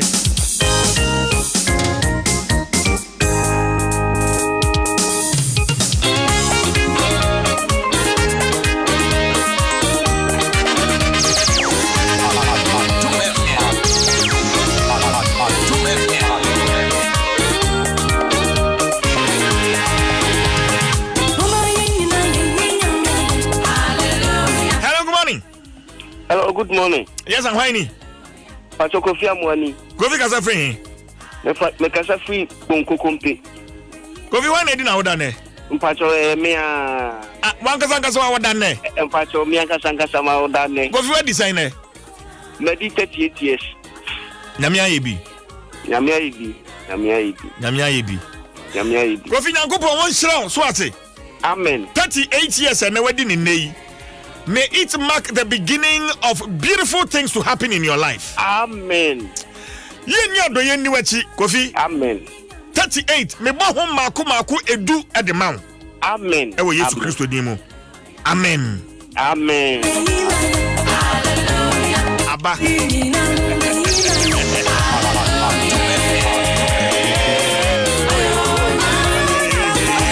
Hello, good morning. Hello, good morning. How are you? I am from Kofi. Kofi kasa free. Kasa free customer. Kofi when na di na oda no.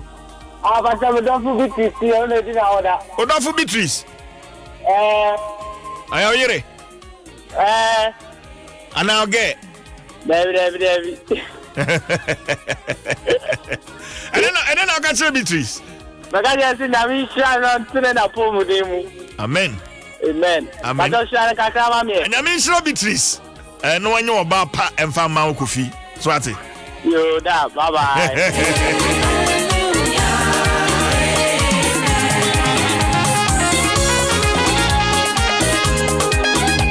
Hello, good morning.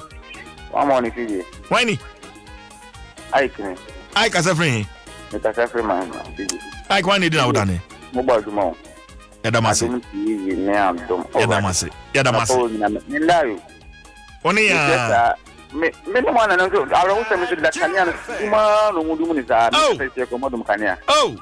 Tada bu ebi na makoto amabia midiki wo si. Nyami shao. Oh. Nyami shao. Oh, ebi wa masa me papa ntija do amba na motu ya masa ya do kuma ro masa me ndada mo. Ya hewanim. Awu wari na ko. Why no di na oda na openi? What the advance aina medema I would say. Na me aduma on the 17th year ni baby. I would say I would apana. Ami papa. Wa papa I would say dende o. Me we say no for advance. Okay. Because I don't dey yeah ma uro e so sama uro ma. Kai ite kasi em fene ko hemia. Banke di be pa ma nda. Hey. Ite ko ka be you we bre we bre ma ene nyewe.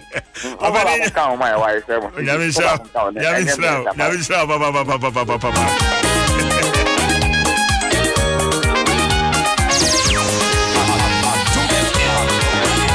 Good morning. Hello, good morning. Sorry. Hello. Morning. Yeah, good morning. Make us a free new tafo. A free new tafo. Aye. Good evening, sir. Oba. Juliana Mensa. Oba Julie. Eja. Yamin Shrao. Amen. Why no dinner with Dane? Me banya kwa mami nya kwa. I will go to a creek. Sunday no we 7 years. Inti me sre nya min shira mano. Na so bom pa ye mano mame. Mami nya kwa bro no ma Nyankopon enhira. Amen. Mama so enye dene nchen watamfo. Amen. Wafuo mu nyina obegina brane. Amen. Ye ni ado ye nko ne bedi wachi. Ani boni bia me bona ni fraye. Amen. Ubenyini nyansa osuru nyansa ni osuru ahoden mu. Amen. Akudie bie ni hono ma ebe hye etia ma menya ko ebegina. Amen. Jesus Christ din mu mahye ebegina ewo Yesu din mu. Amen. Amen. Yamisha.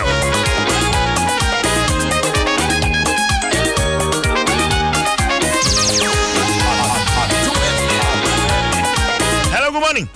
Hello, good morning. When you? What's your gift, Tibuache? Gift Tibuache? Yes, darling. Ah, Ubrade. Ubrade. Ubrade. Ubrade. Ubrade.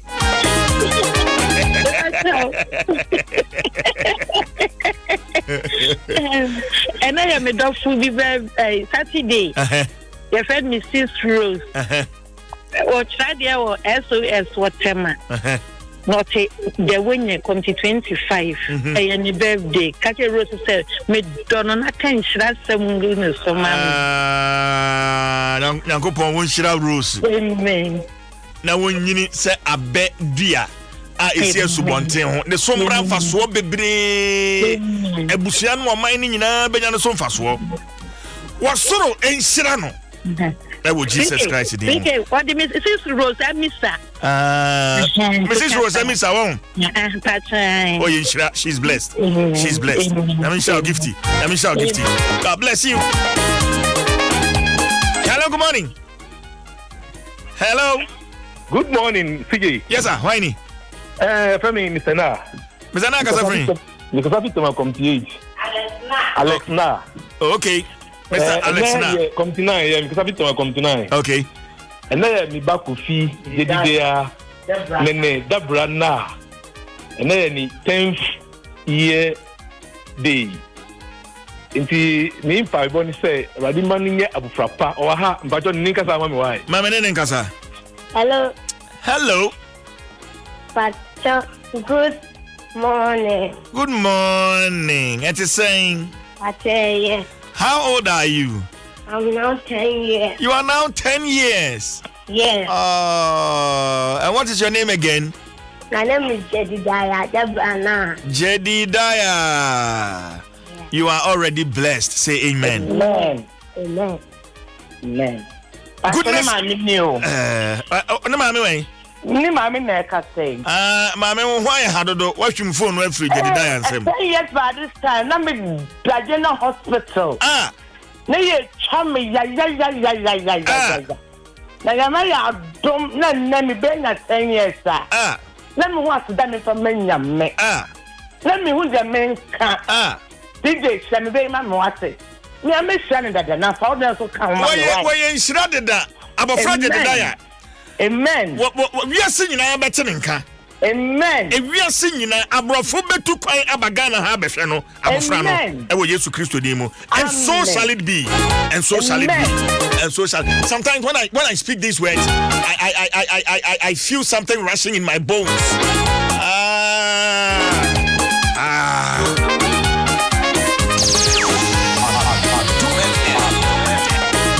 Happy birthday to Mr. Isaac Say from your wife, children, and the family. And the message here is God bless you. Mr. Isaac Say from your beautiful wife and your lovely children and family, including Bernard Padiboche, who is now the cameraman.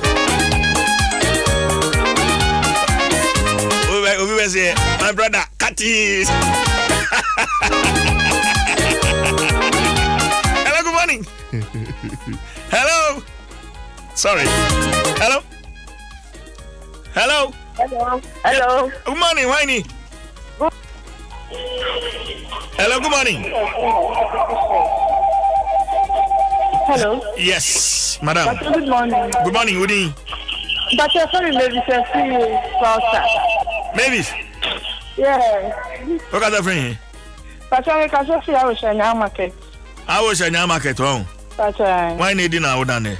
But I'm about second born, a friend of Crystal, Otabe Ampa Costa. When you're 6 years, but I'm a second chance to do not have to me. Your friend is saying Otabe Ampa Costa. When Yamia will shira will be into men no me. Amen. One or two more will be into me. Amen. Ono a wiase nyina hye ne nsa. Amen. Washira otabo deda. Washira ne deda. Bibie ne hono mu a otamfo ne behye tia no ebeyeye. Oyin shira Jesus Christ din mu. Amen. Amen. Pastor Sempa ba chane men kasa mama. Opema Sempa o. Mama ne nkasa. Mama ne nkasa. Hello. Hello. Yes, big man. Hello, Dad. How are you? I'm fine. Happy birthday to you. God bless you, okay? Then episode the jollof ana say ope fufu. Mama Timpa, anwa muni kusi ayachi. Opa anwa muni kusi ayachi. Otabu wenum be yo de papa. David Shra Swati. Keep soaring. Keep soaring.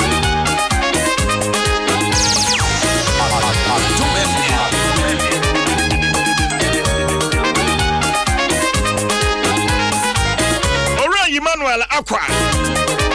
We are second vice chair. Anya Sotuum constituency NPP.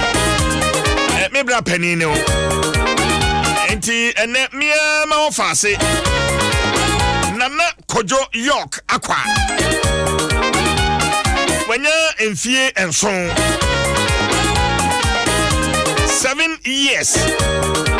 Nana Kojo York Aqua.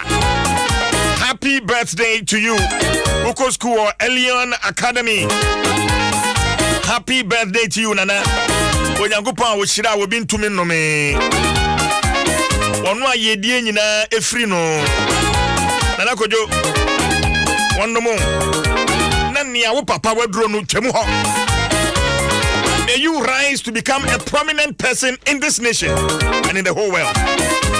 And I could do Mishra kusa. Yamisha. O papa Otosa.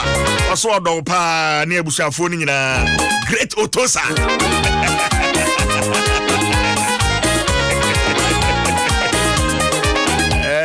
Otosa. Hello, good morning. Hello.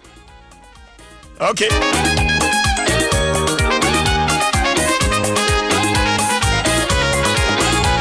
That's him.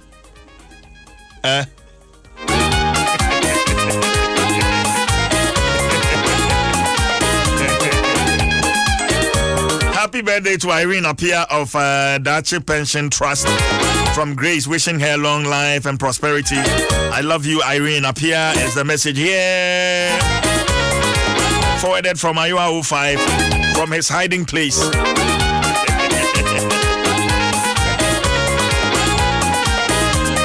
Happy birthday to Mr. Isaac Say from your wife and family. And the message here is, may God bless you. We love you. Mr. Isaac Say. And this one is from Bernard Paddy Boche. Happy birthday to you, Mr. Isaac Say. Hello, good morning. Sorry.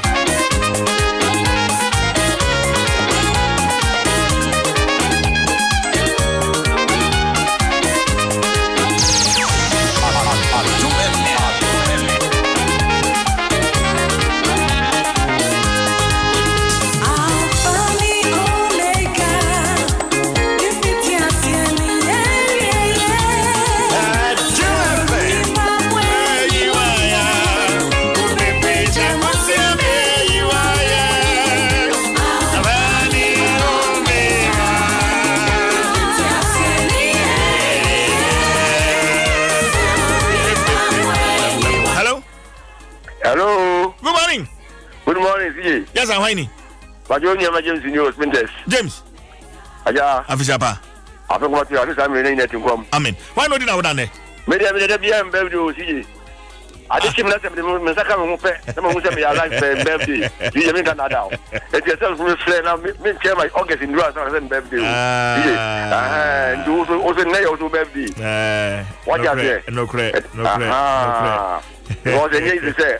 Over there, so I know what you know over life. Yeah, you are right. As you see, I'm a chico, my tea, a crown, I'm the Chuanum, James, Chuanum, Abe,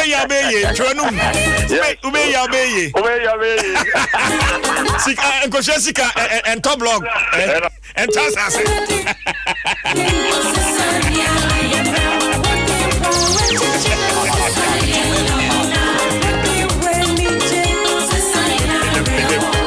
Hello, good morning. Hello. Hello. Hello. Yeah, hello, good morning. Good morning, CJ. Yeah, Whiny. Your friend Ajekum. Ajekum. Yes, sir. Oh, that's free. No, Kasafi in Sunano. In Sobeano. Japan Motors in Sunano. Lakeside SP. Oh, okay. Okay. Okay. Why not in our done? Me and Madame for DJ Papa Maxi, Power FM. On the dinner birthday, into the catcher, rather say on Yannick here. Nejuma or Yanum, I'm a neutral person. Oma Animunium Emran, Eduman said that they are nipping in Abihunus or in Papa Senia Mimi Hunum. Namisha no Yannick non to non condemn, and one I make a chain in hand of pay. Medasepa, Ajekum, Namisha.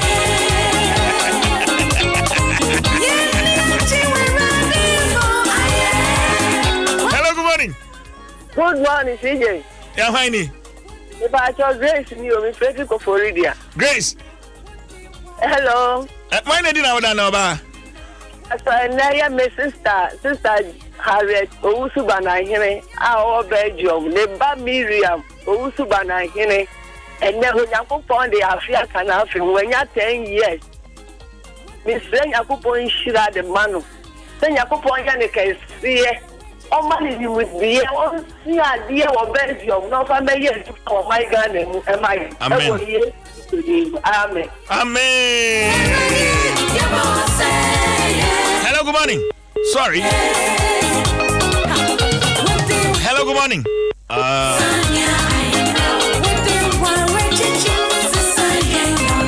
Hello. Hello. Yeah, good morning. Good morning. Badawani. But your son, Nana. Nana Gasafi. The person is going to say, Nana Fichapa. I think I'm saying. Yo, one word now done that, Nana. Yameboa Sunday. Na meba papa ya ampia Okran. Oko school, Swedro School for the Deaf. When you're 8 years, to the Paucho can interest them so good nabra about so. As our friend then, Papa Yao. Papa ampia Okran. Yankupona, or the Papa Yao, or the Bodomo Ebushi. I don't know him saying Tina, or the Papa Yao, or the Babyazia. Messenger share official, Madame Papa Yao. Amen. Kwanda akanenyi mina onye dan froma onshen maybe azina wonhu Nyakopana Papa Yao den be wiase ha Nyakopana we sha ne deda oyensha Jesus Christ dinum amen.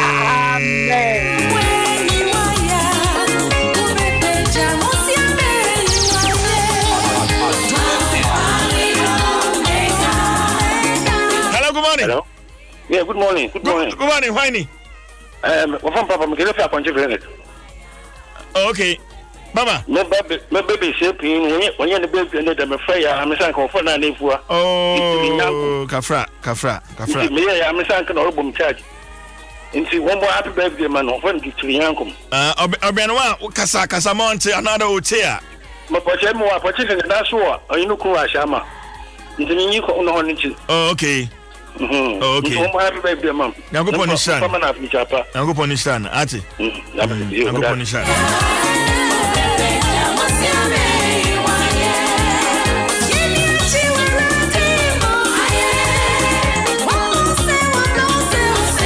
What ain't me for BBO?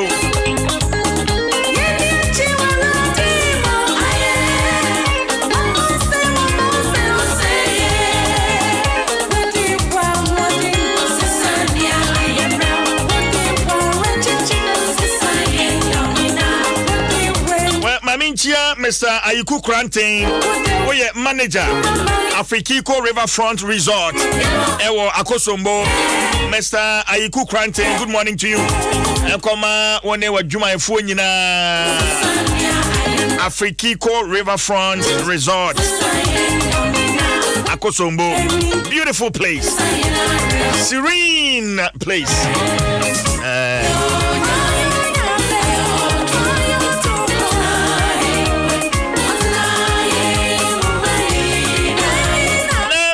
Miami Papa, Nana Apienti, Dr. Bismarck, Nana Apienti. I've been doing too much. Good morning to you.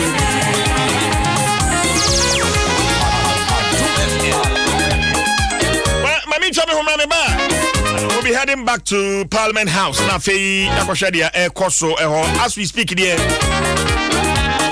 CJ Meche Chief Justice Eba Koshe said we drew Emrashe be fie ho Ebeshema swearing in no akoso ana so about 20 so no sisia no me so for no omo agene sen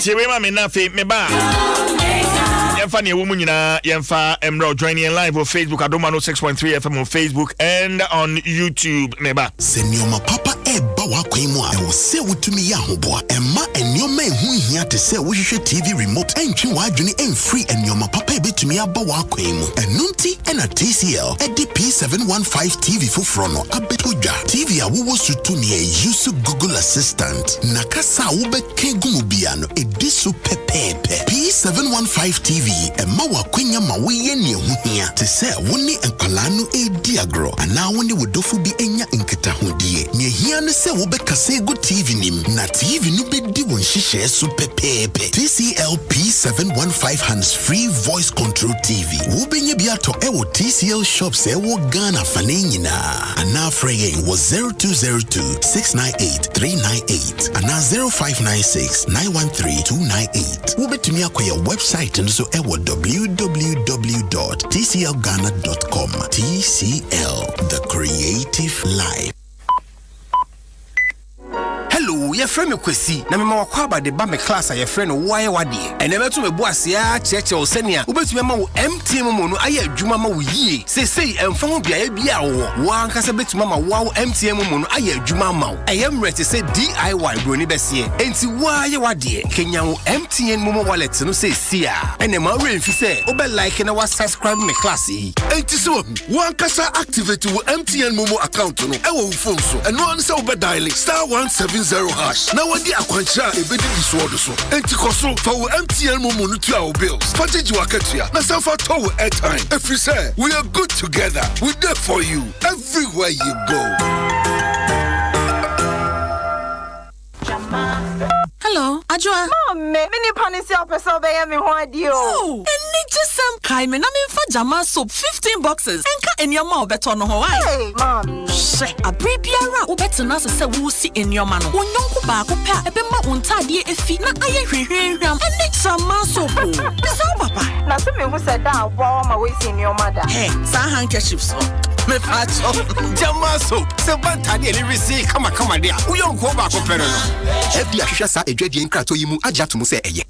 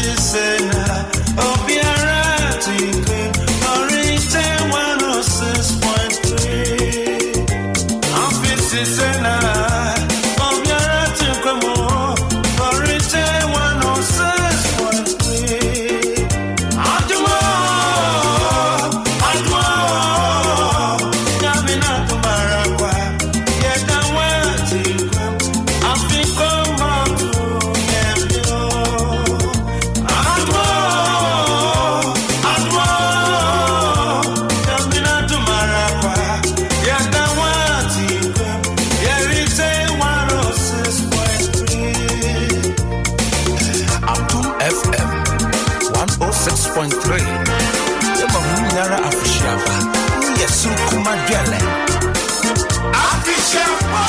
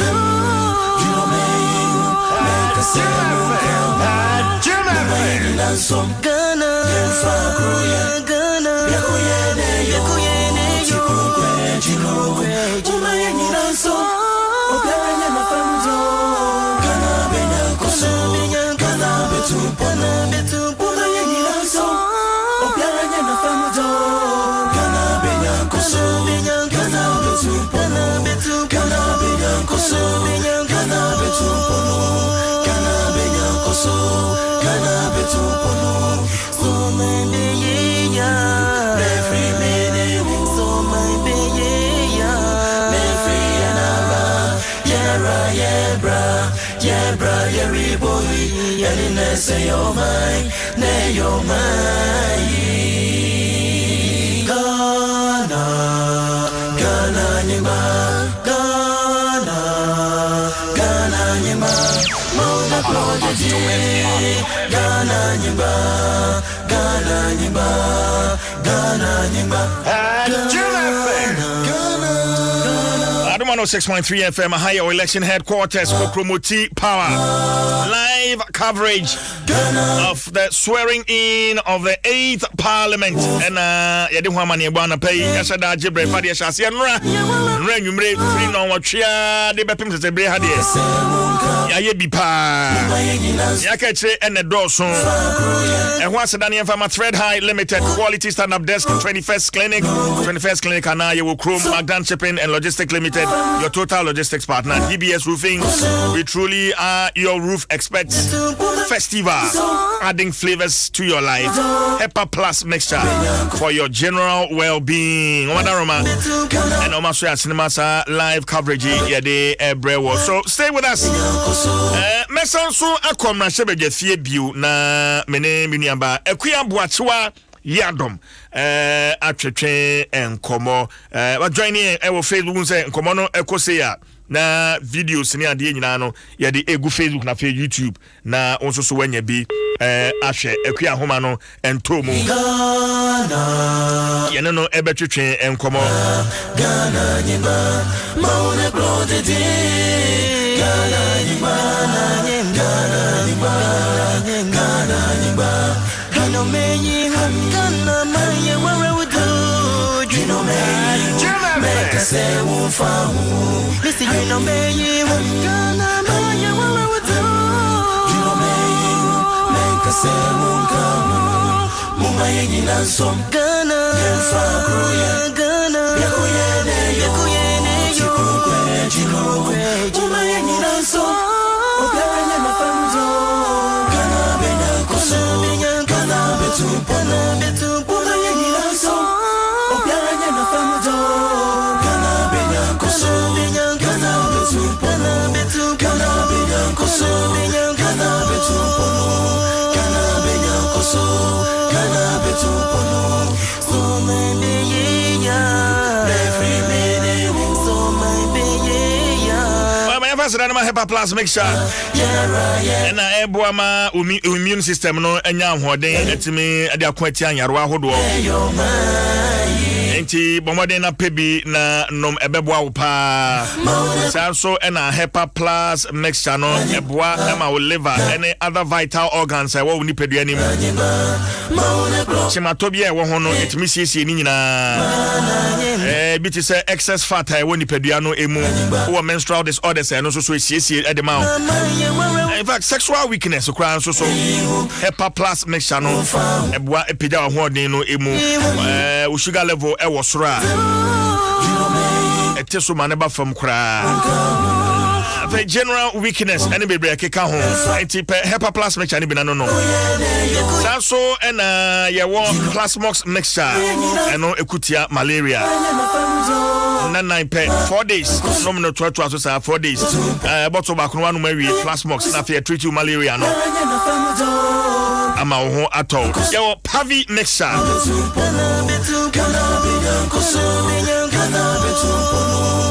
and also a immune system support drug ebuapa it makes your blood cells healthy to function correctly and so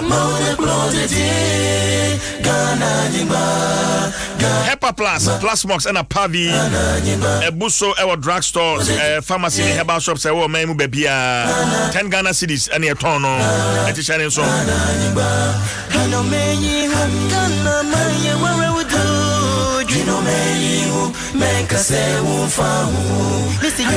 Friend Ebenage Herbal Production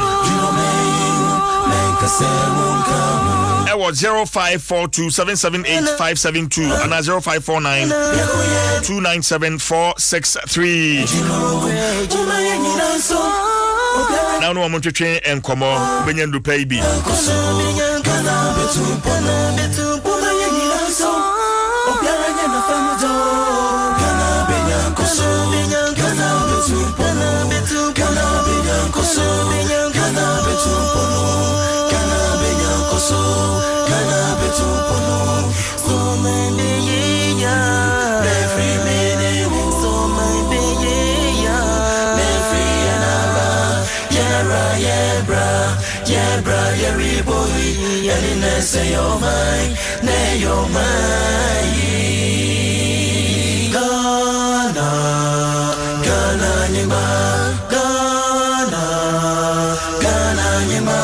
Well, as we speak, train say His Lordship the Chief Justice Eba Bedru Emrashe Bejefie Honafe media say Oba Bedi no honi na no ye de no so e de atwa so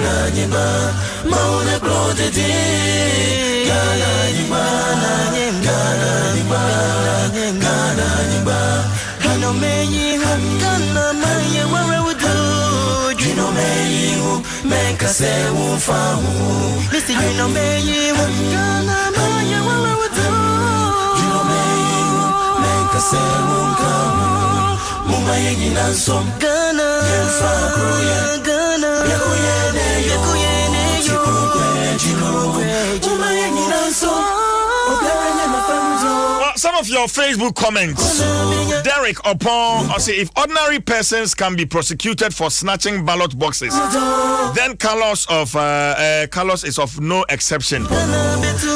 He has to be punished. Derek upon dia or de ebaye and no.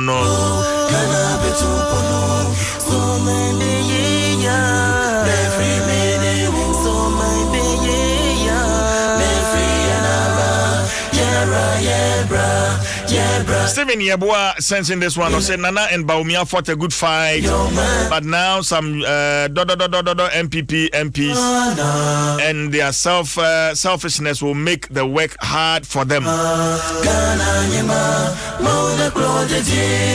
Stephen Yeboah so there or they MIA or Facebook no. Let me read some more comments. Fwa latte or say Ghana sweet papa. I can Kwame check the video for us. Okay, the yenya challenge kakra.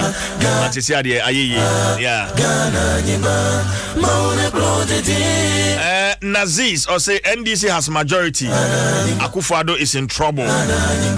Or no so they are or they buy no. Jewu Gameli Kojo or say I love Ghana. Pastor Mario, in fact, some people on this platform needs free SHS. Oh, okay.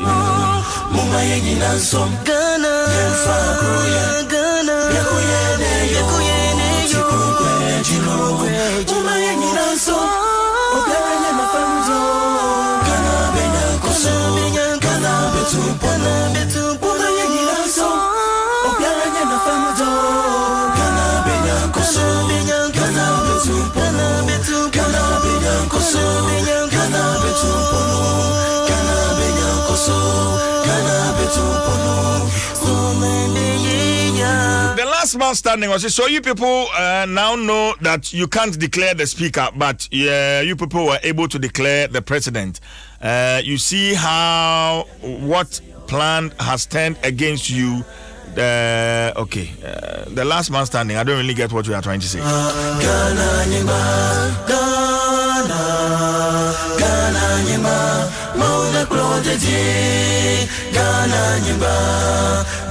Well, Obi Sojin Cheney, I say in fact the swearing in no dear.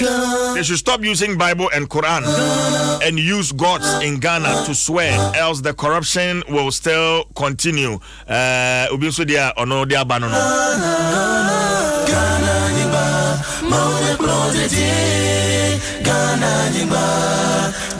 Well, we're going to say about Diane. Such a bem afifu frame. Say we're doing no one. Such a bemwa festival brands, and I may come for Eddie amount. A free breakfast. They call me beer. You didn't feel Hubiano festival Adaroma.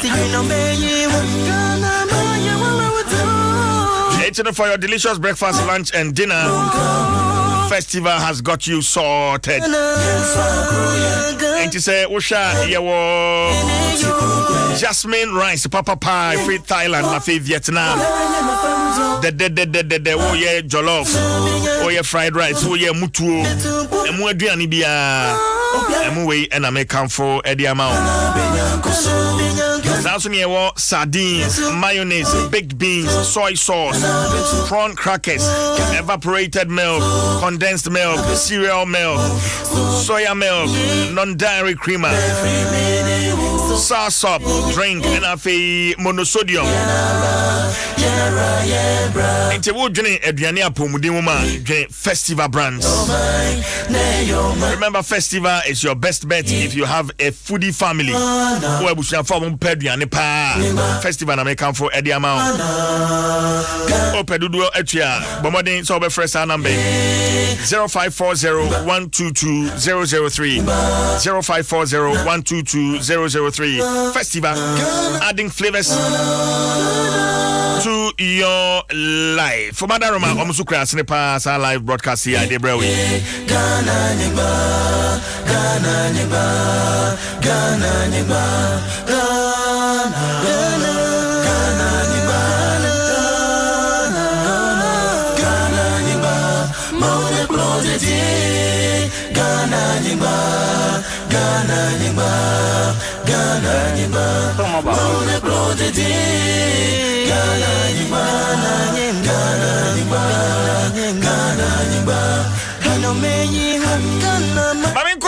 Masabede Siena, Abednego Kwesi Asante Siedu ewa homa no so A4 efia no anajo woni akua aboacho a wo ma badwuma pa Abed Champions League bra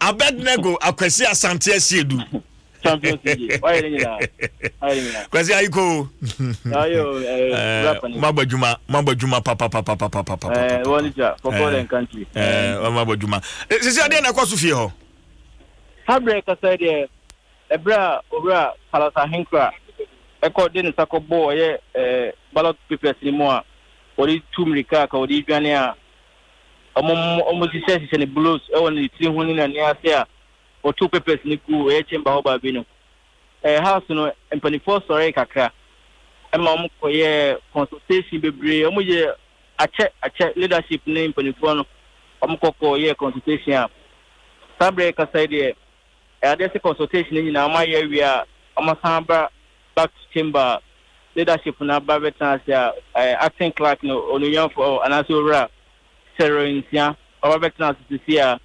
See, they train say vote na young can win a ballot na young can win. So Babe declare so Babe heading to see any moment the intimate to see now and here say Sabre yaka first deputy speaker and second deputy speaker slot no.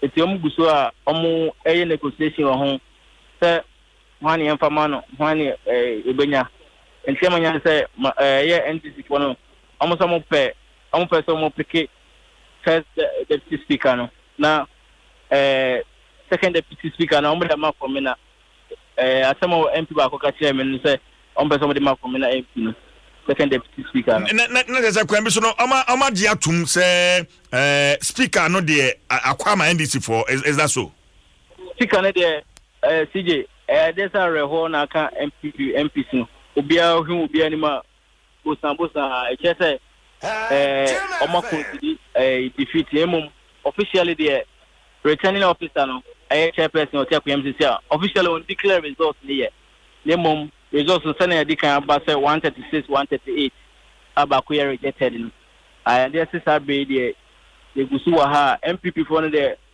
MPs ni bi wo pa say omudi hu ya oyi say omo members no omo ti betray party ni sa na mo say betray president na so Professor Adom 106.3 na omanto aba no and I say omanto ama omo preferred candidate right honorable Professor Adom 106.3 ono na Speaker of Parliament ma 7 Parliament omo mojuma de nyina ba wi ihu Libya na CJ omo tin nisu ankasa na efifromani ase ba no mudi hu ya biti say honorable Abna Osasare atiwa is MP me sporting or wash mo ba bia nte say amafo na so ni mu ekoko na kakra ta say enyo no kwa ebi mu kasa sa mu bo ku say omudi hu ya yin say oman kasa mo party members omatima betray party ni sa Sabre omani MPP MPs in there CJ uhu obia ni mo ye bosa na mo kemba ha okay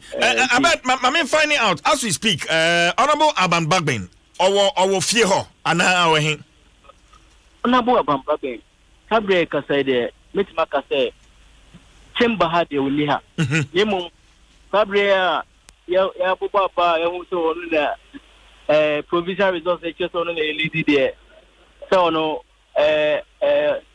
office okay because you see a video media to your Facebook page the for make me join me on be honorable Aban Bagbena so ojina office phone tare na so ho when will be edin komo so na abrante bi gina nchen okay this face looks familiar to say okasa phone so na ni age e won the office and this video no that Facebook see here this should be his office in Parliament House and ojina see here abed yeah see but Professor Michael Kwei there when you actually so a home baby me boy na be Professor Aaron Michael Kwei so anya when you actually so ja na mum se ka 7 Parliament no e wo ho idio mujuma so sorry okoni ne office speaker's office wo ho a bibia wo ho na okoshe ho na so Sabre a woni hede minim se bi o around na say ofie ana say oguso show TV so senior Sabre ka sana o tewa Adom FM Sabre dia and the meet me che afena me born na akọ ne office wa akọ se bia so ba speaker ba or motorcade ne amount the the policy for na akọ se bia ne ka ni si ho na say the policy for ne wo ha ne matima bisam kakra ma final se bia right honorable Professor Adom 106.3 so around that na Sabre anko yi amane de CJ I will be surprised and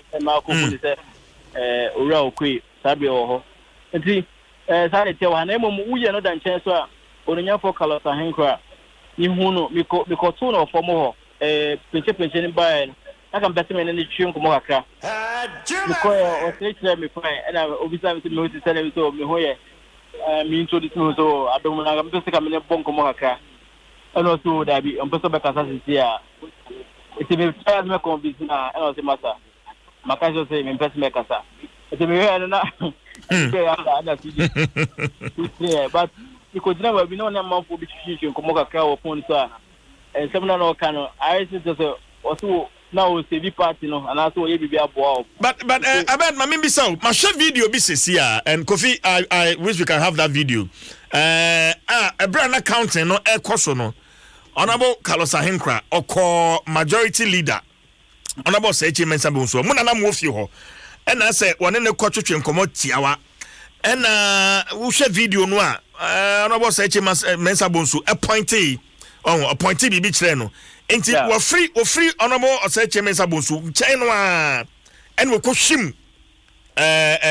Papers no wa dimrika amanfo no sano. Mitimi we say muhunu sa because that's the video I've seen. Abed. CJ yesu hu bisa pepepe na asema anasin komo oni onyan for Sechi Mensah Bonsu e kan ne de ko se babe eti no distance wo mukakra nya de obetimati oni ni ko discuss say ebia leader min ko hwimade na e ko de ye hwa anko yie anasin leader dia na mo ni yentu me pese me kofa na ene mum de mi nkyere na emum oni ni din komo no anche bia de hu se ura kalata hen ko akoko hwimade no ite be bisa leader ebia ono ne ka se onkofa na se bia omobo po no se temo hwe ne nkoyia onkoko hwim na bibia ye ho ye wa haso dia ibe bisa no ura Sechi Mensah Bonsu tika ura kalata hen ko akra ebie na no kraka ebetimo hu se bia ya bisa na se bia edinti no tu sa na mo na ebe obetima my answers nemum beti ne de nya de nim ne nkoma onu ura Sechi Mensah Bonsu edi ansa na okotusa anamon sige. Well, Abed ube jina so kakra mame na masamba honum briefly enti jina so mame. Adom 106.3 FM. This is a live coverage of the swearing in of the 8th Parliament of the 4th Republic.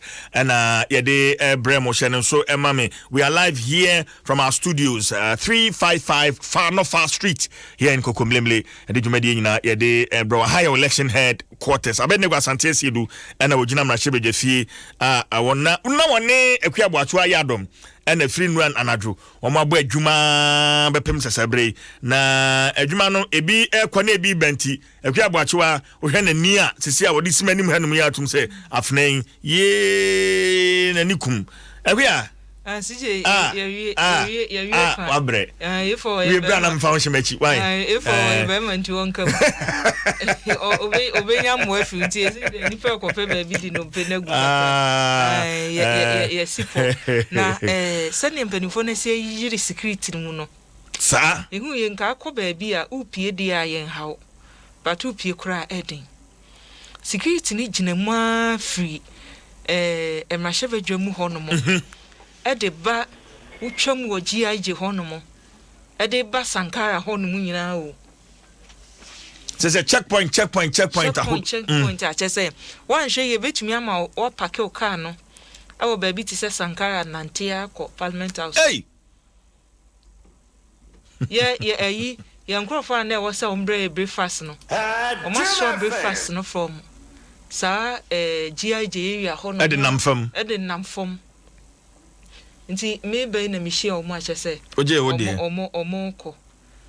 omo de ekonti enya asem ketwa security no enya asem ketwa eti sesei so mi gidi say for abubo bi so achew efa ensam ne na mo framamu say anhwe ya benifo no hwe say second deputy ne yede mama form na MP say ye ampasa de a ye hwe ne yebesi because sesei papa no ono abe hot cake se eba ne se ne asie ye nyasia ka ne betumi asi ne se ene nka ne aka se MPP fon ben se on be protect omumma na omo no se 138 na omo se omo wa na nka omo protect eba se omo transact business bia wo hono ma na nka omo de no aye adwuma ana sa 138 no fom na MP ne de na ka ho ema omo di nyabwan no eti se ko ba se ye fom na MP je second deputy a nesa wakoka omo ho the decision say me koni say no minim se ne besi akọ ba ne ewum so ne se CJ baby afom na MP free ban so gi sa position we obekọ one term so gi se eya no kra so ogi second deputy speaker na obekọ one term adenti constituency na wo free ba no omoto ma ne say oye MPP ni ena ntokwa si MPP amanyoko no mu eti ye MPP fo na bi ne to ma no me kai se bani issues but manti ye campaign de ma omo no omo de ma MP no ye constituency mpanimfo ni bi a chairman ayi omodi na omudi na chi etuti omka say mom si oh na say yenim se owini a ode ba party no enu nti ne yebo ano no on yenim waka kire ye enu nti ubisa ne bi a ne okan so me MPP amanyoko num na minim se mewo eti sensa chaye timba CJ se formna MP beje second deputy no a na che say no kwan bi a wo se NDC fo so faso na omunya no sa kwan ne so na omonam so sa bredi obetumi anya na emom obekọ one term. Interesting. So Ojia ni wo mi so obekọ one term e wo constituency wono mo. And it's likely say onye. It's likely say he has no choice. Na say betumi aba so say ebi say nso be retrieve CV. Yeah. Ebe peja wanim. Di bra utumi di ye wo abrabo mu. Wo ye lawyer ni utumi ba mra hye bedwam. Na ese nka onu ni bibia no o ma ye history foforo na emom CJ enede tie sen monto honom say so oje sa position no obekọ one term. Obekọ one term. Wow.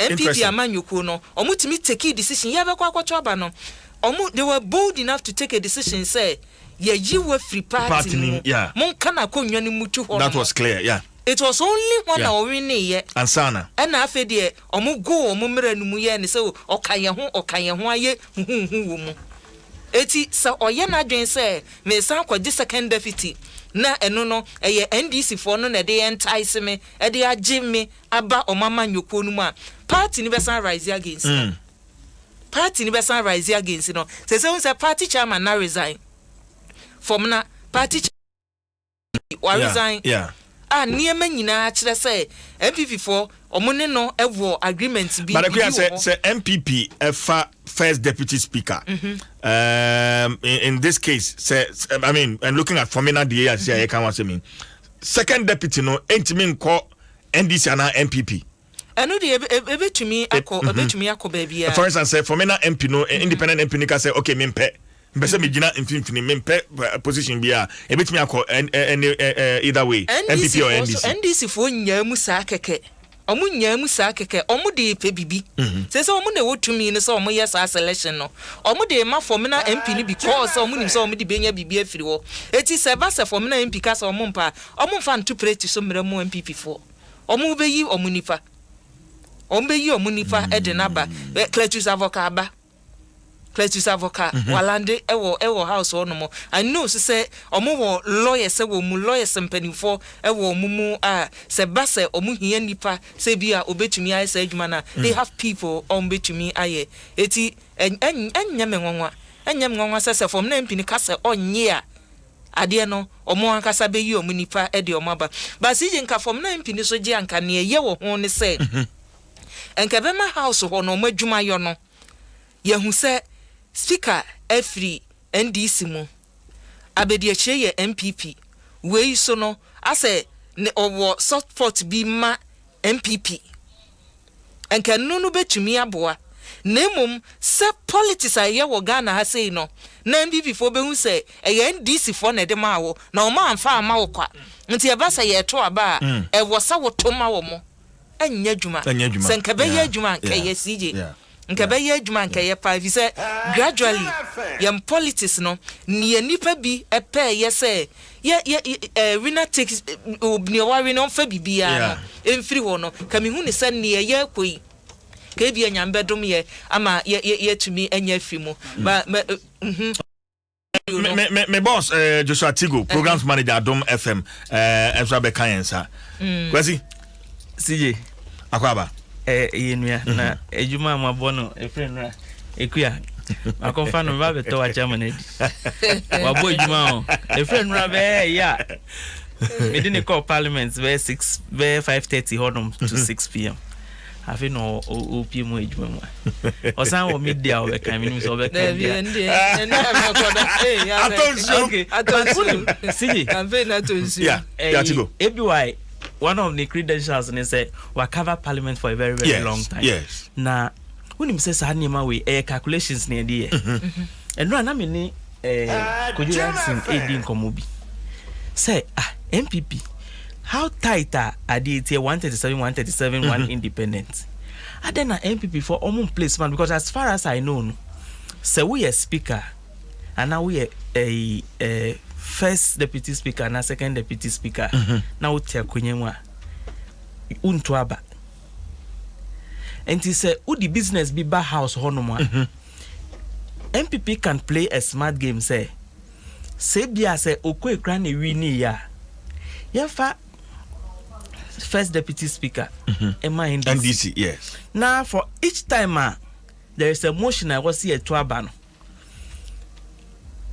Speaker no owetwini ho naturally. Now the first deputy eba. Number no so for the NDC no. Esobeti. From 137 to 136. Then you can go through with your vote every time. Yeah. I was a mutuaba. Yeah. Ye calculations ye sir ye dream who but you see they say there akoye no back then akoye speaker NDC for the number no will remain intact. Say MPP ni sambe first deputy speaker. Swati.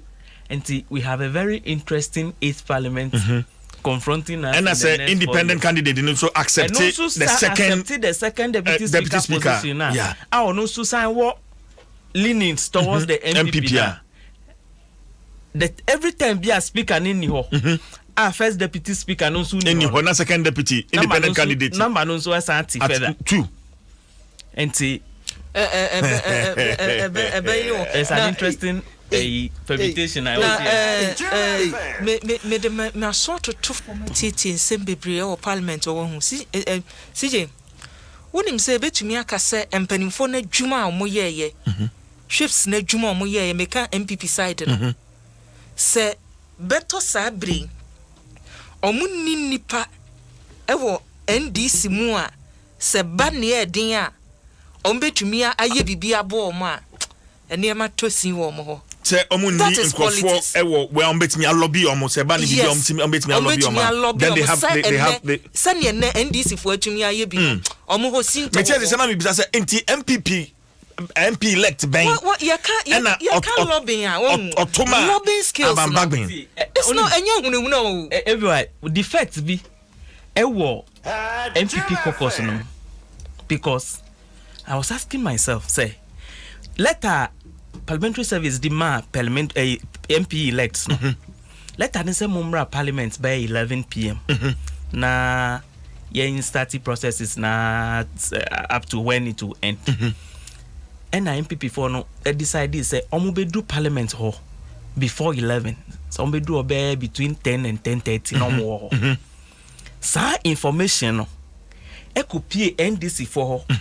Emma NDC e could do her by 9:30 jawom. In fact, I think earlier than that. Earlier than that. So because meeting kwabna mintaka by 7 o'clock no. Exactly. And to be bisa who say den na omunya sa information say Incrophone plan is on by Bantam. Until was saying you do earlier than yeah. That is one. Yeah. 2. A year then and a MPP for Omo parliament no. Omo bano. No more Oma from one join the Dow. But Nani Pabako pe wo mumua. Na NDC for no Omo white now a shomono. There is a reason for yes. It's a sign of victory. Tino muni mu say at least you were one vote to be be fit the other side buy yeah enti nyesa ade atigo na omo dwen say oh ebetumi abam they ade no ma wi adwuma no omo ye social yeah omo wi adwuma no omo wi yeah enti it looks like MPP for no so omo hwe omo caucus ni serious very very serious. I mean moving into the because African and money basis so yeah imagine say okay let me create another scenario. Imagine say Nanado per the constitution what to coin na Baumianso to coin just as it happens most of the time. Now I was a speaker. Ebeye the acting president till some meaning in Abesamba. And I see one of them will come back. It means that technically the NDC will be ruling the country till say Ombeba back. If you want to say, yeah, this time no, just between your arrangements in such a way say they are okay. This they will try. Say because you know to me into quite. But you know, Tigo, me funny be or more. Baby Nana ya or 10 bill used to say we are hot-headed a year. What didn't ye be ye?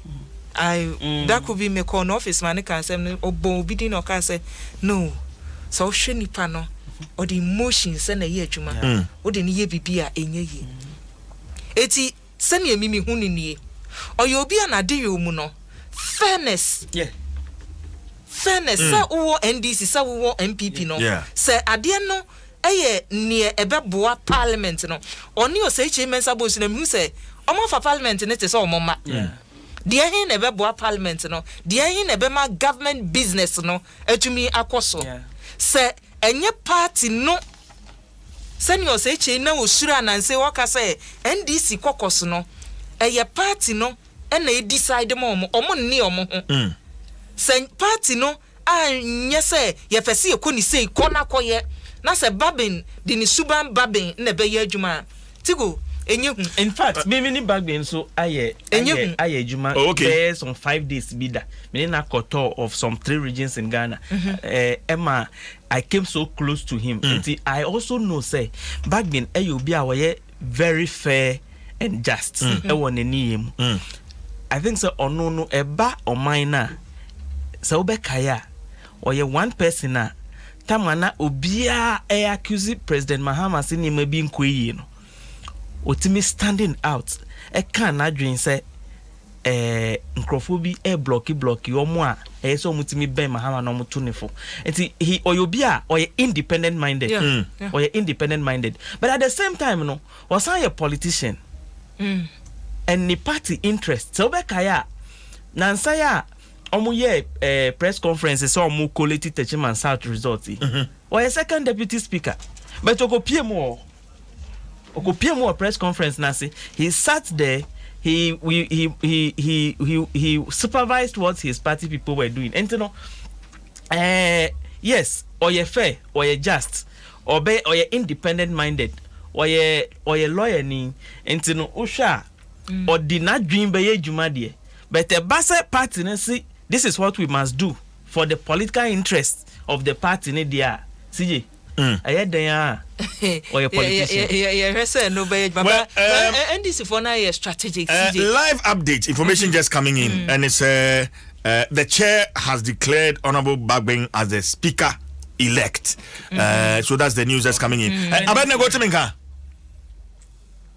My engine confirmation from Abednego say waba humano so enti sa wo hwe Facebook a obehu the speaker elect Honorable Alban Sumani Kingsford Bagbin.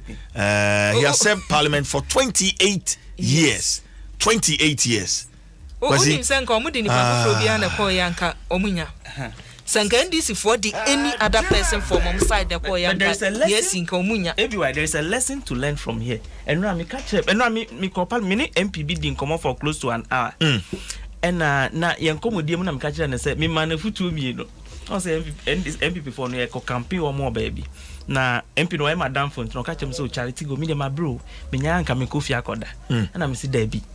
Ukofie unim na ukofie na ukoda na se tifa so tse ne atia fa so ama MPP ya people will point accusing fingers at you entimenye cobra na me nka the other in fact relationship ehun hia pa me ka kire ne say abana ombe tu enra na jo no will boil down to Bagbin ni relationship with people on the other side. And Michael Kwe in relationship with the people on the other side. Obi ohonu musa we ya de mana emfa ho se we ya ni mama ba na so we ya ni papa ba ana se we ya foreigner ni remfi da yeah so we be a speaker ana nipa ne NDC ni na ebia wo so ni nsa ana wo ye bibi ma no na nipa ne ka se de papa ya ma me remfi da anka nura na ajo ana se na ho mache ka eye den ya nipa ne be hwe nyame anim no ato abama Yeah. Professor Mike. Kwesi my confirmation from Abed Negwa Kwesi Asante Siedu. Abed Otemenka information as say I pick and it say chairman no I declare Honorable Bagman as the speaker elect. No kre boyemu. Yes, Sapepenity chairman your friend Uras Intia. Sabreka said the only clerk of parliament. I just say Obabetan after consultation Oba Pena Obabe condemn me, I dare happy and say, unfortunate incident happy. Namum, Omutu Abani, I dare former second deputy speaker of parliament, Bologna for Kingsford, Abantumana Babin, on the Sabre, only speaker of parliament elect, as I be the Olona Bijafona Toman, so speaker, Emma, the 8th parliament. The mum, they can say, Wamubo, votes, no be and I say, Winya and I can say on for Babin and speaker elect. They say, what are two leaders and almost sponsor saying for on for Babin and speaker of parliament and on for Haruna Idrisu. Only a sponsor and also moving motion saying for on for Babin and speaker of parliament. It was chair needed to say, Omunko in the speaker elect. You see, on for Haruna Idrisu, sorry, and I felt on for Teche so Menko Jano. Kenya society and so me kujana na momfa speaker elect for Abandabi and the Sabre de adeso muko my bisu atwen mu enche bia no de the speaker elect the boss is here na ma hu se teacher papers bia ma no so bia phone se ya hu se oath of office ne omoba be sai you extension kata mama reheze kakra tania bia be tin kan ne de nti enche bia no mahusi sia so na bum saka mubarak sia o free speaker lobby hosi sia oba enche bia no dey say the speaker elect de ne beba nti sia de CJ dom kuma fa na NDC for no omani age sia chairman ne kasa ame me ho na ifanto na tifo. Right. To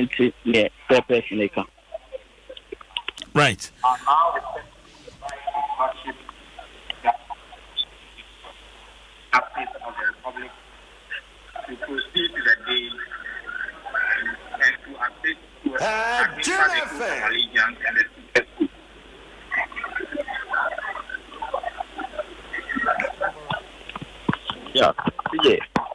Yeah, Ahmed.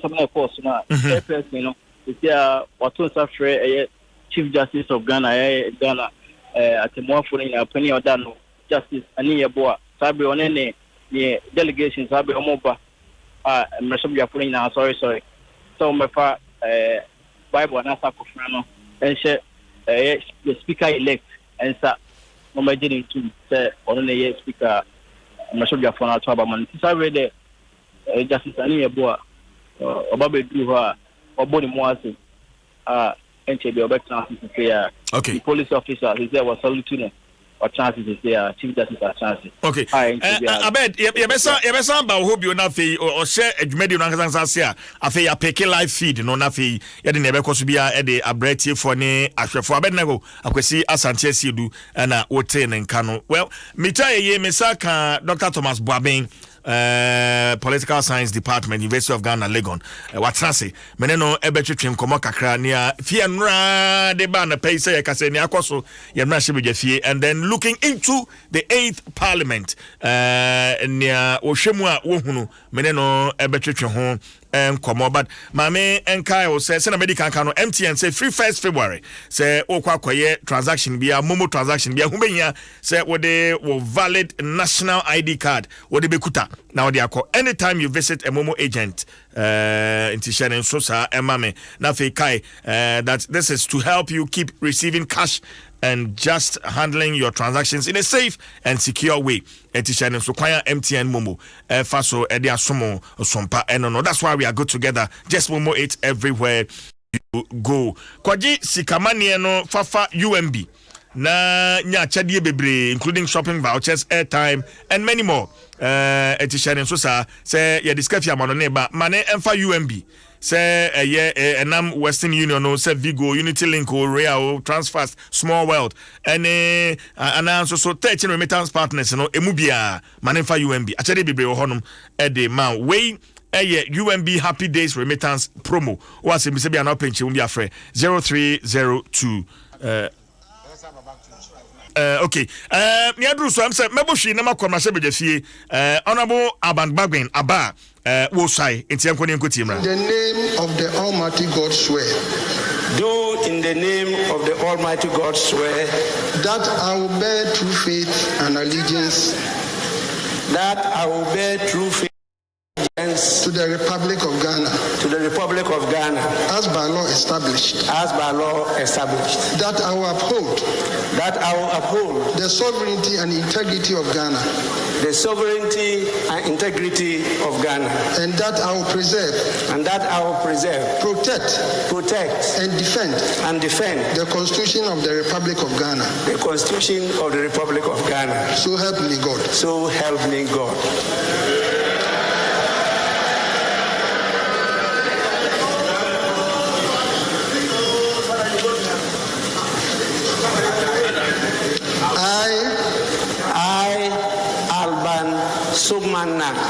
Kingsford Bible.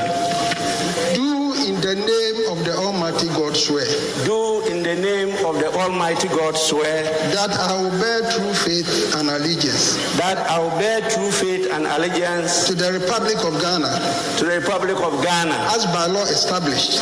As by law established. That I will uphold. That I will uphold. The integrity of the Republic of Ghana. The integrity of the Republic of Ghana. That I will faithfully.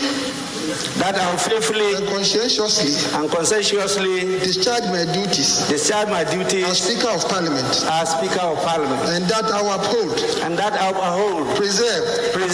Protect. And defend. The Constitution of the Republic of Ghana. The Constitution of the Republic of Ghana. And that I will do right. I will do right to all manner of persons. To all manner of persons. In accordance with the Constitution of Ghana. In accordance with the Constitution of Ghana. And the laws and conventions. And the laws and conventions of Parliament. Without fear. Or favor. Affection. Or ill will. So help me God. So help me God. Congratulations.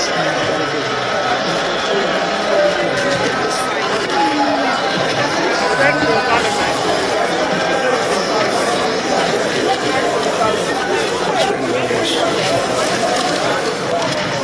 Speaker, any man for and he will give us a Western time. Well, enti na nia ekoso mrashime jefie ye kasa idie Honorable Alban Sumana Kingsford Bagman is the Speaker of Parliament. What say we are there? He's the Speaker of Parliament. I mean, Mama Akwaba. Ahode wo hode memo official pass afi yen hia bibi aboko ya de nyamiase well until finally the speaker has been sworn in afiansa na mrashabuja for no so eba be take one oath but efi enra be sia off air na ye kana so enye enra na hyase fi December no muton ni aye hunu bi da Dr. Babin yes medasi siye Mami ni kan enchia etifu nyina na mema omunyina so afisha pa ene adofudum no kra yehu bi da ene je se oma no ye kwayanim ene je se ye democracy no ye shemu den ene je se ye ni abre se ye be ye nhweso and as a good example ama Africa nya Africa nko a amanfo de obiye ye de omunyina so baba bisua bibia free ha and very positive it might not be good for some political parties but for the nation I think it's very positive. Are you surprised say now as it looks like one NPP MP elect voted for the speaker Honorable Bagman ayonwa ayamenwa because of your past. So be intimidating say you see who in the media MPP and DCD but coming from the MPP side I am one bad in share because there are lots of mole. Comfort baby room.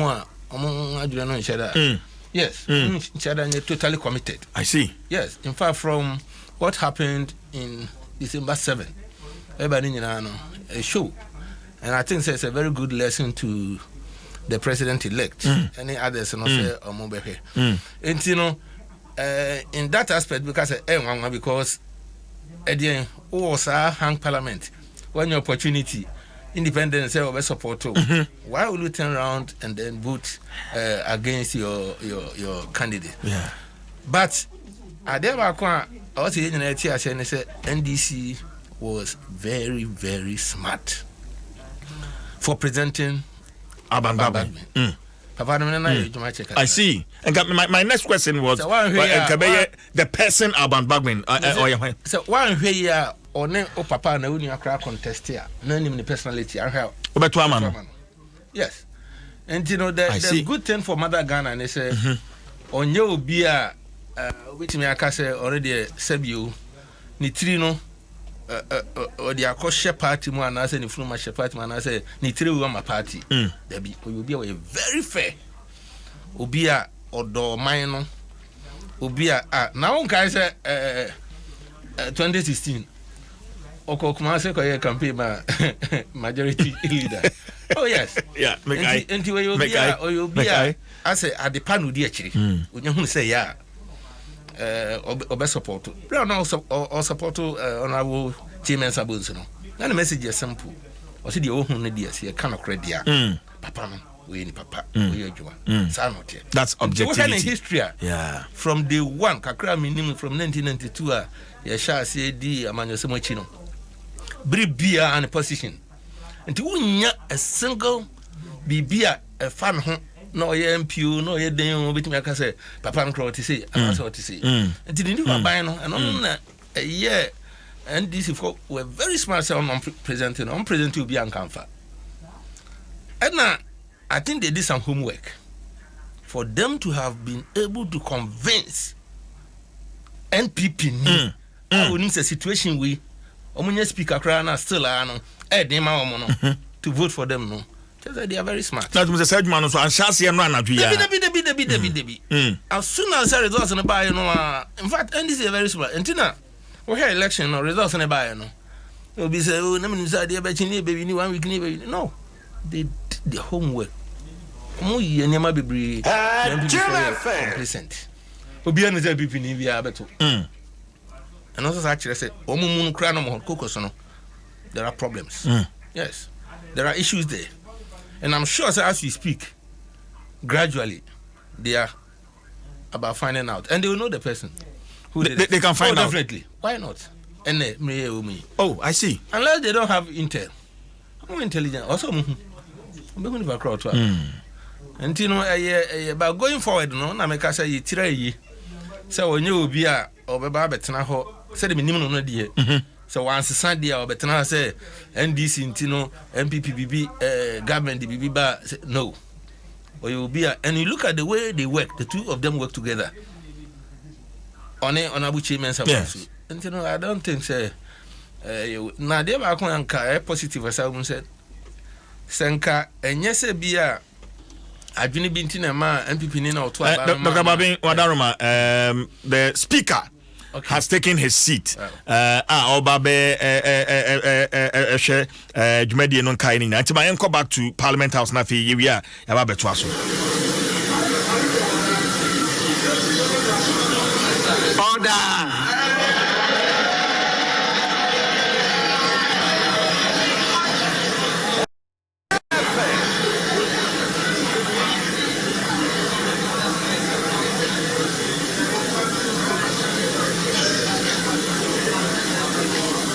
I will now want to read my acceptance speech. Your Lordship, the Chief Justice.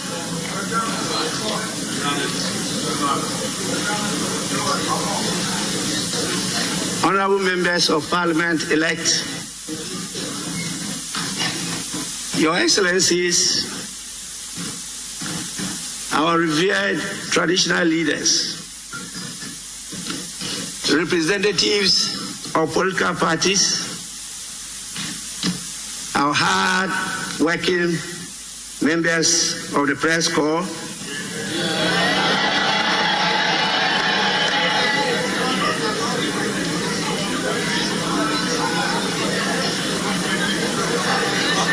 distinguished invited guests, ladies and gentlemen, I humbly accept the high and privileged office of the Speaker of the 8th Parliament of the 4th Republic of Ghana. In accepting such an honor, I want to first thank the Almighty God for His abundant grace and blessings on me and my family.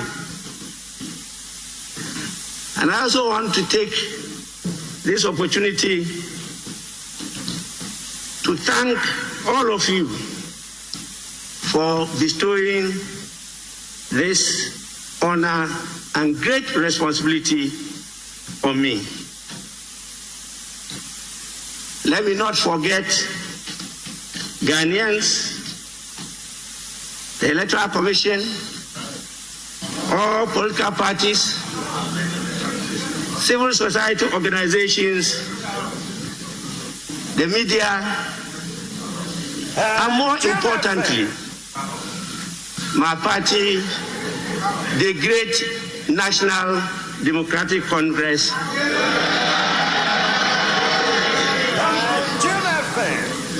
for proposing me to be elected to be the Speaker of the 8th Parliament of the 4th Republic of Ghana. Members-elect, I must say I'm so happy and grateful to all of you. And when I mean all of you, I include those who even voted against me. Except only those who tried conjuring what is not food.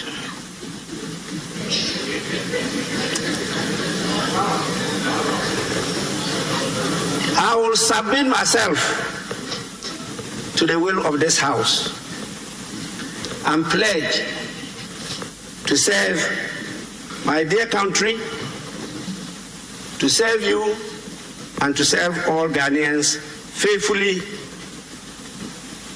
to the best of my ability. I will also conscientiously discharge my duties as a Speaker of this Parliament. I want to promise wholeheartedly to put at the disposal of Parliament and the country the store of knowledge, immense experience, and the huge data bank I have accumulated and accommodated over the 28 years that I have been a member of this House.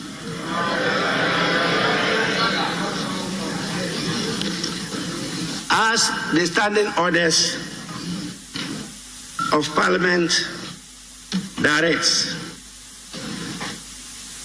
after you have performed this duty of electing me as the Speaker of Parliament,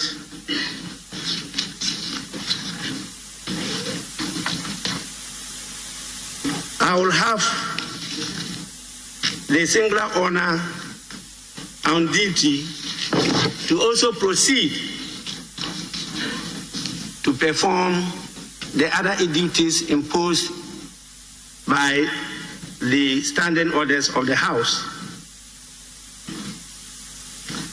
And so, before I conclude, I want to know from the leaders whether we will proceed to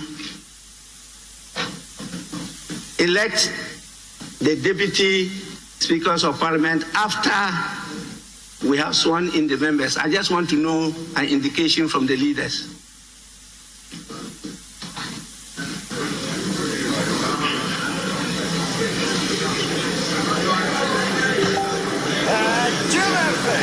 Mr. Speaker.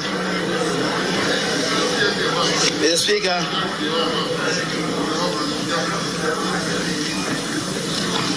With respect, now that you have been elected as Speaker and indeed been sworn in, the Deputy Speakers must be elected from amongst members of Parliament, in that case, who have been sworn in by you. So accordingly, I'll propose to you respectfully that you do swear us in order for us to be able to elect from amongst ourselves persons to take the positions of first and second deputy speakers. The Speaker, I accordingly submit.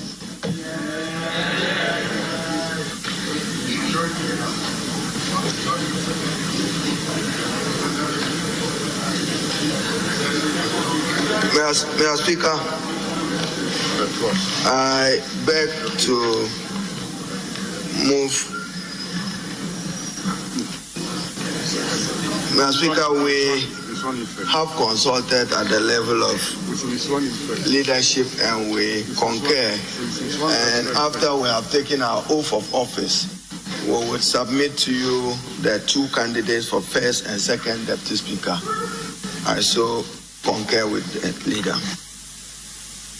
Yes, honorable members, I'm fully aware of the procedure, but sometimes due to constraints of time, we sometimes skip the election of the deputies and do it another day. That is why I want the indication from the leaders of the House. But as your leaders have clearly stated, the intention of the House is to do that today. And so I now have the honor and singular duty to proceed to have the members of Parliament elect sworn. In accordance with the practice of the House, you will take the oaths together as a symbolic sign of unity of this House. You may now rise in your places to be sworn.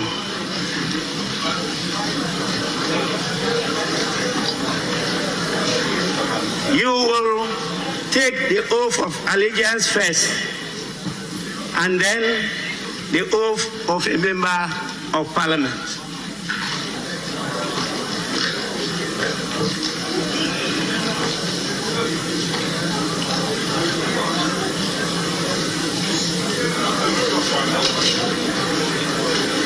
The oath of allegiance first.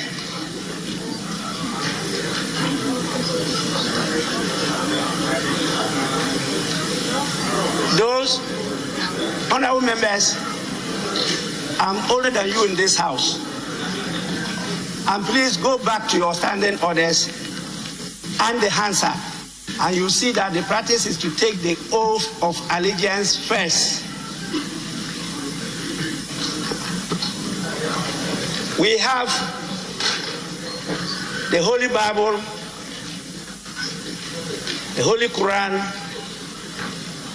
and if you are like me, our revered cross.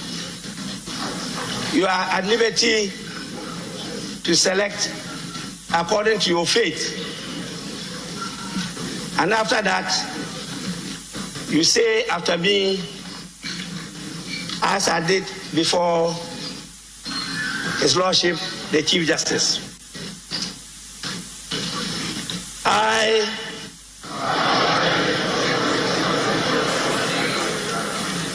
do in the name of the Almighty God swear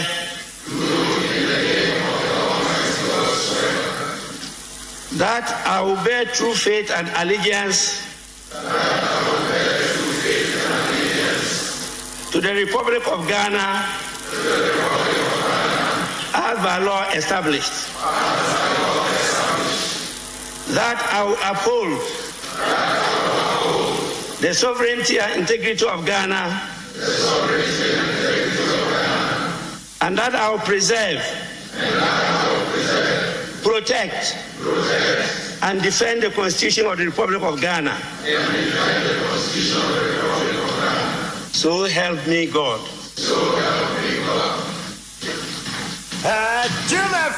Honorable members, we now proceed to take the oath of a member of Parliament. Again, I, having been elected a member of Parliament, do in the name of the Almighty God swear that I will bear true faith and allegiance to the Republic of Ghana as by law established, that I will uphold, preserve, protect, and defend the Constitution of Ghana, and that I will faithfully and conscientiously discharge the duties of a member of Parliament. So help me God. Honorable members, you may now resume your seats.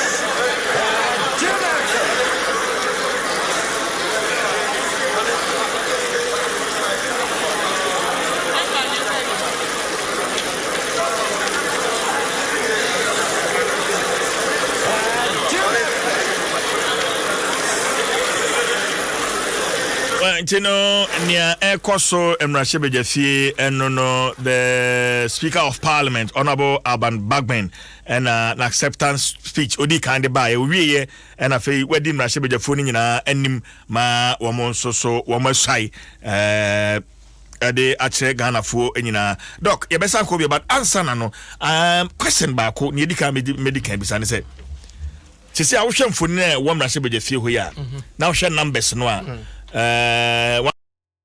does it make the NDC the majority in Parliament? Oh, Debbie, I'm on your majority. NDC for your majority in Parliament. Yeah, no, yeah, she no, they say, see, a 2 abani we na party being a clear majority. On now we speaker. This time, no, a hangi, Quebec say about draw. A cobalt draw side, and until a castle, okay, and ye, Ubia and Fanny Pamra, near Nyan Cotonou Swabano. Said Baya, I didn't hear a beba, 107. And see, why would ye no? We need ye no, Yan and man we are majority, no money, Padua, war honor. And he said, for mena MPs, my MPs, MP no. So, Casse, what an home bed dom, NPP for, and my MPP for near majority. Even though speaker no a free NDC. And I hear constituency on the Ghana the ABC. They be by elections. And this said he be go court. That's a ruling me ba. Maybe a NDC for the end Scotty. A Scotty I just before the end because maybe a be 140 NDC 135 crap papa no speaker. But just what let me tell you. Yeah. Fahon and say wa be speaker no. And this bit me akọ form. Number bit me akọ form. But what let me tell you. One more cases be 5, 6, 7 or court. So ko ba MPP we ni mu be 2 kra no a. And this number be 135. Na MPP akọ 139. Yeah. For me na dey come be 140. But I don't just bit me akọ 2 speaker no. I know the hon hye ni totally different. Yeah. Very good. And you know, no more majority. Okay, but now before Abebana or Ebiana with your came na ye discussion be say for me na MP no or accept the second deputy speaker position no. And also bet me because you say speakers and they say passabela woman to or to abani bi. So then MPP forms so numbers no so beti anameboa. So beti but also take about 127. To draw. But strategically, no. Yeah. Strategically, no say on Trabadia Enka say I'm pastor join NPP dia. Enka to be in the interest of NPP. Say on position no for voting purposes. But also any pa I hear no when you have opportunity ni biam. Yeah. And it's your ho. And you know a very dicey nyina boils down to say the embassy edi omo ho nkomo we hear say the see free party no yasan agina tum wa be kingmaker no a say the embassy edi nkomo a convince no edi nyama bi ama akrokro no nyina agina so we bet me aka say ono na kan o saboa on join NPP wende enti ya dia but ya dia so also very careful because omo mo to abama no omo so he no omo abutaye bia omre to abama no ena omo to aba no ye studies bebre wo ko ha obia doc patro e besa ko fie honum biu pese ne ekoso obia ne dan etie fonti yembo hwi na yenko speaker kasa of the electorate to represent them in this house. You are all congratulated. Having been along that path for 7 consecutive times, I know how you feel.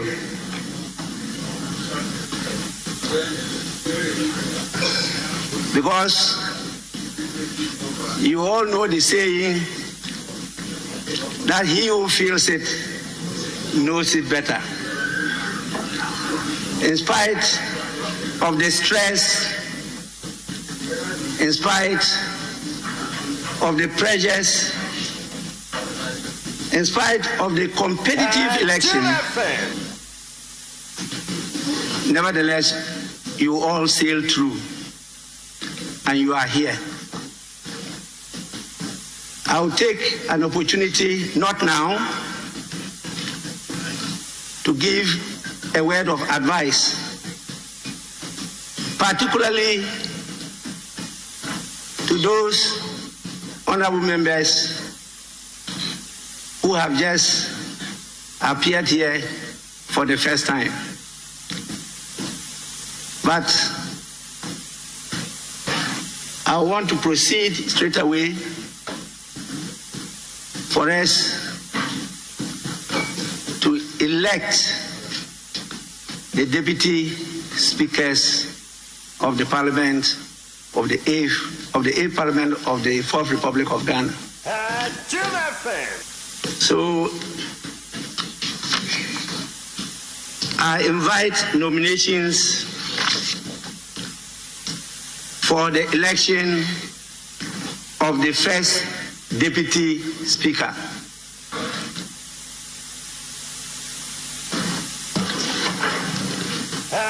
Mr. Speaker, by the imperatives of Article 96 of the 1992 Constitution and Order 12 of our own standing orders, this House is required to elect 2 deputy speakers, which shall be known as the first and second deputy speakers from amongst members of Parliament. Accordingly, Mr. Speaker, I rise to propose the Honorable Joseph Osei Owusu, the Member of Parliament for Bekwai, as the first Deputy Speaker. Consequently, Right Honourable Speaker, I move that the Honourable Joseph Asewusu do take the chair of this House as the first Deputy Speaker. The Speaker, the Honourable Joseph Asewusu was born on 22nd January 1962 at Bekwai in Ashanti region.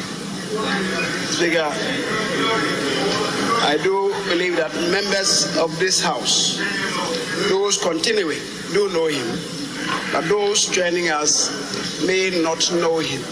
And it is the reason why, for the purposes of the record, it is right to say one or two things about him. The Speaker, the said honourable member had his basic education at St. John's Catholic School, also at Bekwai in Ashanti region.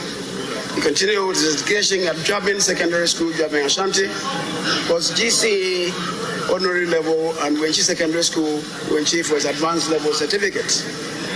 He proceeded to the University of Ghana, where he obtained a combined degree in law and classics in 1987. The Honourable Sewusu continued to the Ghana School of Law, after which he was called to Ghana by 1990. Since then, he has been in legal practice in different forms. The Honourable Member started his legal practice with Yarbema and Co. in Koforidua for 4 years, after which he relocated to Kumasi and teamed up with Mr. George Sapon and Abo Kwame Osei-Prempeh to start Adom Chambers, from which he engaged in private legal practice for 9 years before he joined public service and served as Chief Executive Officer of the Driver and Vehicle Licensing Authority, DVLA, for 6.5 years. Speaker, he subsequently obtained Executive Masters in Governance and Leadership from GIMPA in 2007. Prior to joining DVLA, the Honourable Sewusu had held other leadership positions as the Secretary to the Ghana Bar Association, Ashanti Region, elected Assembly Member, Bekwai Ashanti Region, SRC President, Ghana School of Law, and JCR President of Commonwealth of University of Ghana. After 6 years, 6.5 years at DVLA, the Honourable Sewusu resigned and contested the Bekwai seat and entered Parliament in January 2009 as an independent Member of Parliament. He was re-elected to represent the people of Bekwai from January 2013 and has been with us since then. Speaker, as a Member of Parliament for the 5th and 6th Parliament, the Honourable Member served on a number of committees. He served on the Appointment Committee, the Road and Transport Committee, and the Constitutional, Legal and Parliamentary Affairs Committee, of which he was the ranking member. On January 7, 2017, he was unanimously elected as the first Deputy Speaker of the 7th Parliament of Ghana. He is the leader of Ghana's delegation to the Pan-African Parliament as the first Deputy Speaker of the 7th Parliament, and indeed the Chairman of the Appointment Committee, which position, Speaker, officially ended with the 7th Parliament having been prorogued midnight yesterday. He was also the Chairman of Privileges Committee and a member of the Roads and Transport Committee, among others. The Speaker, this is the member that I propose to the House as the first Deputy Speaker. I so move, Speaker. Honourable members, any seconder? Speaker, I beg to second the motion that the Honourable Osewusu Joseph be the first Deputy Speaker of the 8th Parliament. And in doing so, Mr. Speaker, I've had the privilege and honour to work with him as Chairman of the Committee, of the Appointments Committee. He discharges his duties with diligence. He knows his law, the principles and case law where necessary to support his argument. He also served on the Constitutional Legal Committee of Parliament, and his contribution to debate is always informed by depth. Mr. Speaker, I beg to second the motion. He's already served this august House as first Deputy Speaker, and have discharged himself creditably and have been very supportive of the Speaker. I beg to second the motion.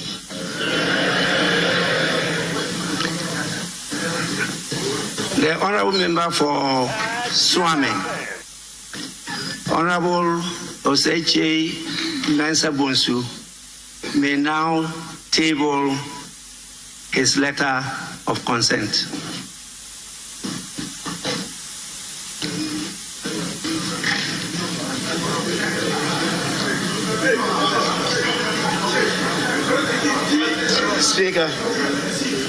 Speaker, the honourable member submitted his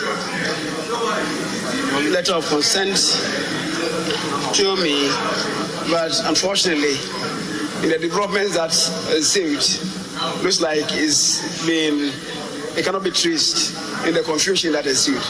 The Speaker, I'll make a spirited effort to retrieve it and submit it to you. Now I want to pray you to consider and indeed deem it as having been tabled in this House. The Speaker, I shall submit. Honourable Member, I understand the situation, and so you are at liberty to submit it later. I may allow a few months of probation, but I'll apply the rules strictly.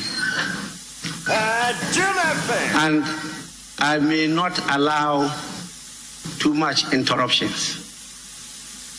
Honorable members, because of the learning curve, I say I may allow a few months. After that, we have to go strictly according to the rules. I already pledged to abide by your will. And you also have to pledge to abide by the mastery of the rules, practice, and procedure of the House as decided by the Speaker. The rules will definitely tell you how to disagree and when to disagree with the Speaker.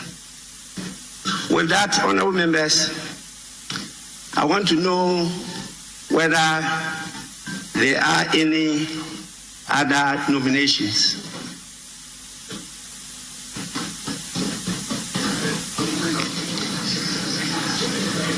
Honorable members, there being no other nomination, I hereby declare the Honorable, my own.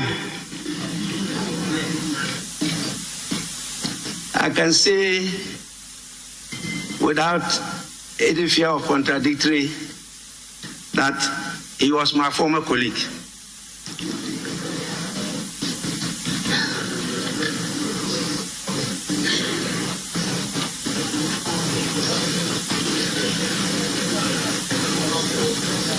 I now declare the honorable member for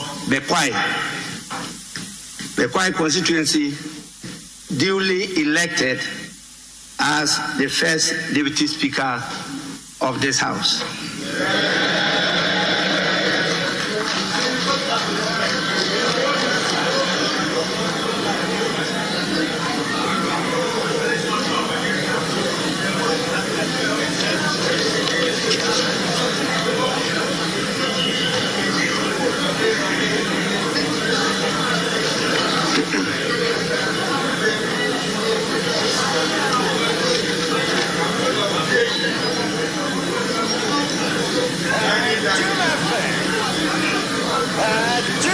I now invite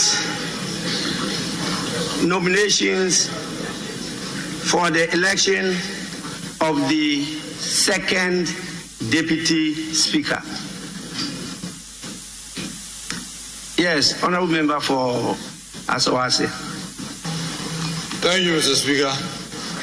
The Speaker, in line with Article 96 of our Constitution and Standing Order 12.2, arise to propose Honorable Andrews Esiama Amako to propose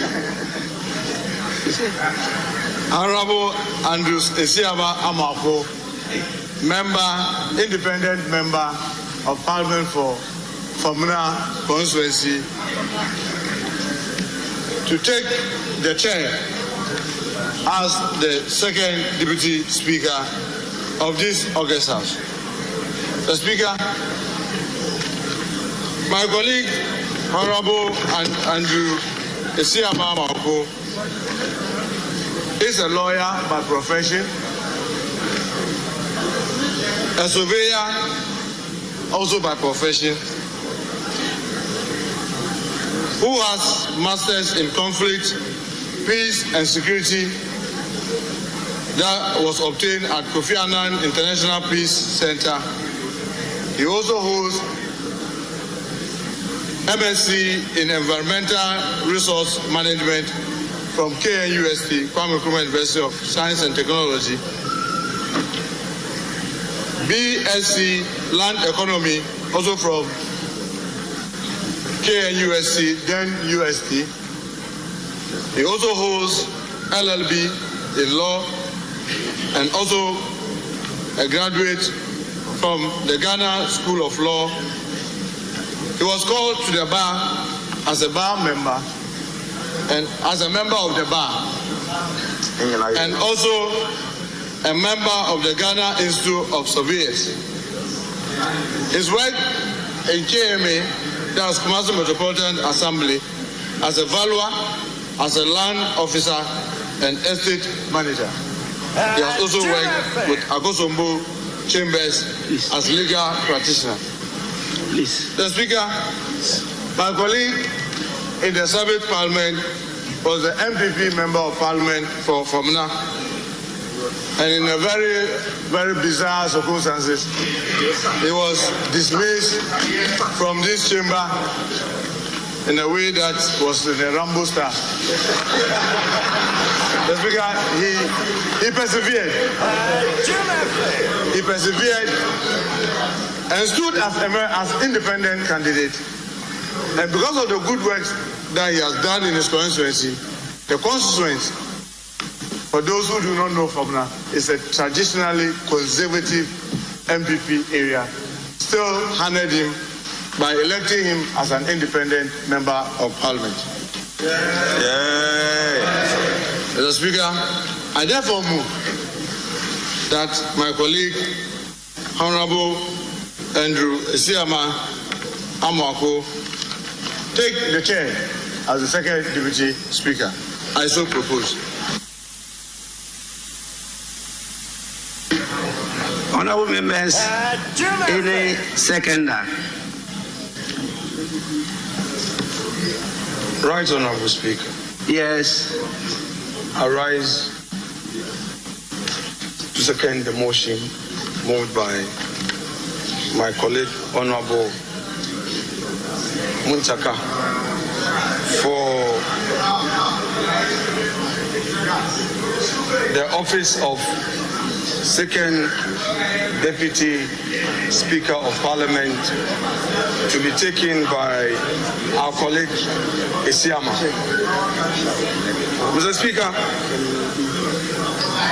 my colleague Honorable Esiama, independent member of Parliament for Famuna in Ashanti, is a man I personally know. We've been working colleagues. He's a lawyer. We've shared notes, we've compared notes, we've learned from each other. He's a man who is easy of address, calm in demeanor, and has demonstrated his ability to work under challenging circumstances. My respected colleague in moving the motion drew our attention to certain essential qualification of the candidates. That is, he has studied in conflict management. Therefore, Mr. Speaker, with that knowledge, I have no doubt at all on my mind that the opportunity given to serve in your absence, to preside over the assembly of this August House, will be worth the while. Without more, I pray that this House will so consider and accordingly elect him for the office of Second Deputy Speaker of the 8th Parliament of the Republic of Ghana. Second motion. I thus second. Thank you.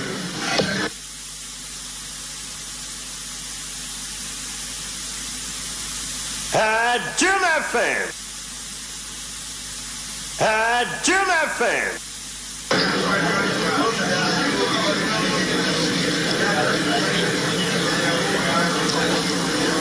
The honorable member for Aswase, may you table the letter of consent of your nominee.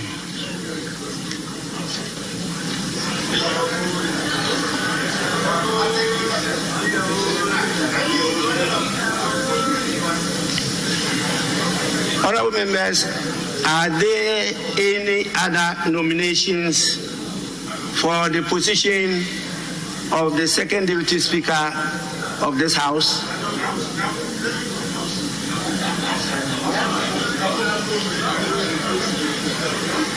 There being no other nomination, I hereby declare the honorable member for Formina constituency duly elected as the Second Deputy Speaker of this House.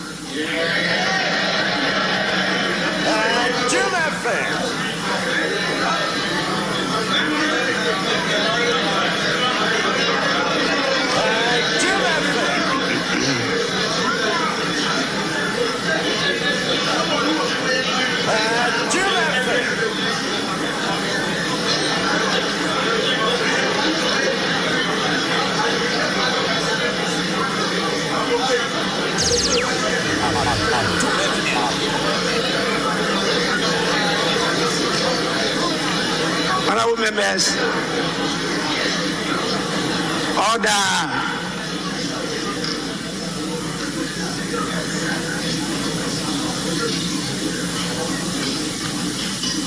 Honorable members,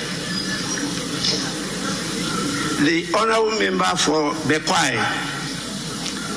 Honorable Joseph Osei Owusu, popularly known and referred to as Joe Wise, has accordingly been elected as the first Deputy Speaker of the 8th Parliament of the 4th Republic of Ghana. The Honorable Member for Formina, Honorable Andrews Amuako Asiama, has also been duly elected by you as the Second Deputy Speaker of the 8th Parliament of the 4th Republic of Ghana. I thank you, honorable members, for a good work done. I must say that this should be the spirit that will guide the proceedings of this House for the next 4 years. I hope and pray that you will continue that way in the interest of Mother Ghana. It's not easy to get an independent member of parliament being elected to occupy such a high office as Second Deputy Speaker of Parliament. So I'm aware that some engagement, negotiations, dialogue has taken place before this time. And I want to encourage members, particularly the leaders of the House, to try to make this a way of practice of this House. I thank you and congratulate you for such a good work done. I am informed that we have another assignment to perform. That assignment was initially billed to take place at 11 in the forenoon. Due to the rather busy nature of the work of this House, it has had to be shifted forward to 12 noon.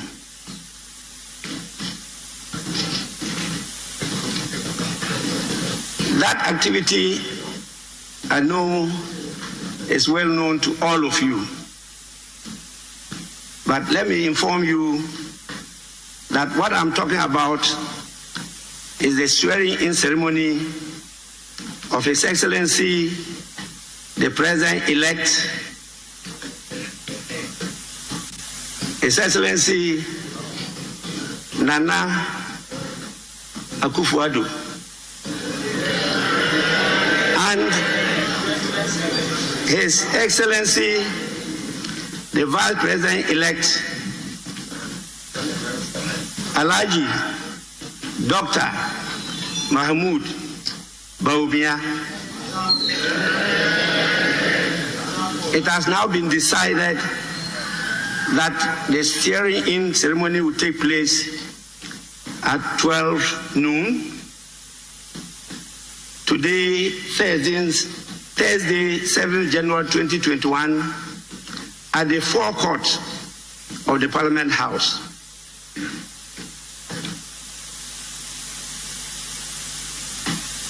I want to ask leaders whether there's any indication before I proceed to suspend proceedings of the House.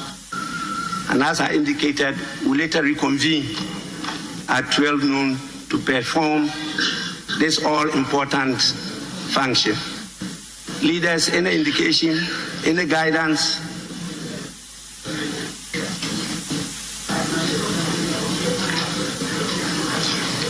The Speaker, as you have rightly observed, the House at its maiden sitting started gathering here after 10 last night.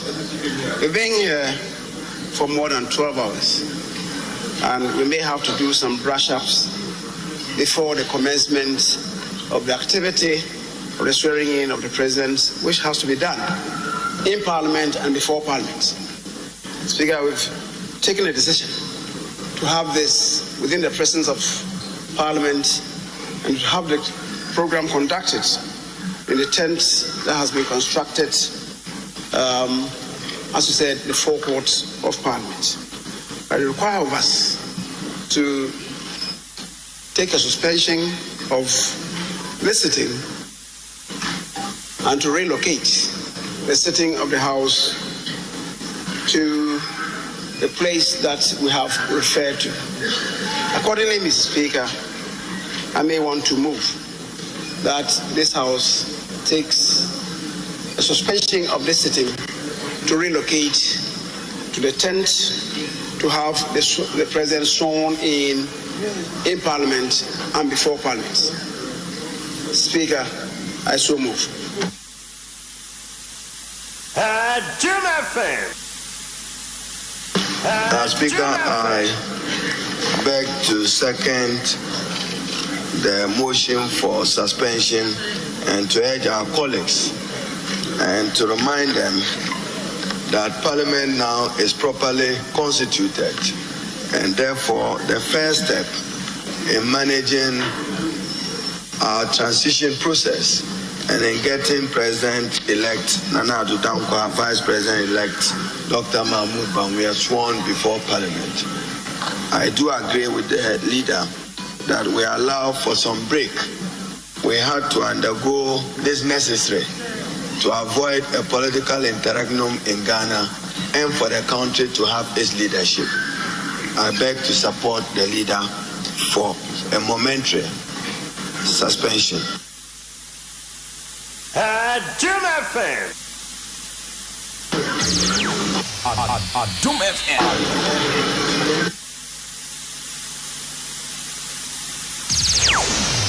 Adom FM. Adom FM. Adom FM. Honorable members, before I suspend proceedings, my attention has been drawn to the presence of some distinguished personalities.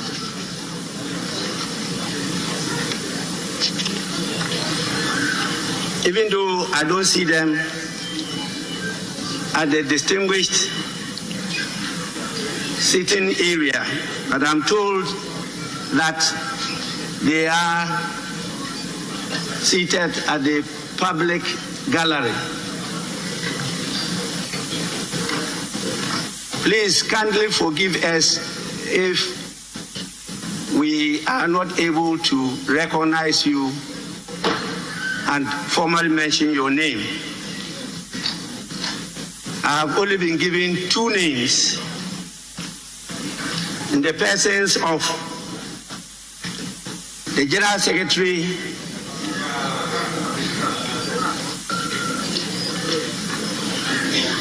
of the New Patriotic Party, Mr. John Boadu, and the General Secretary of the National Democratic Congress,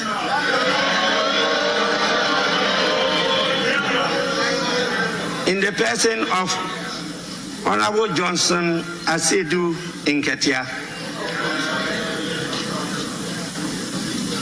These are, as you all know, distinguished, gallant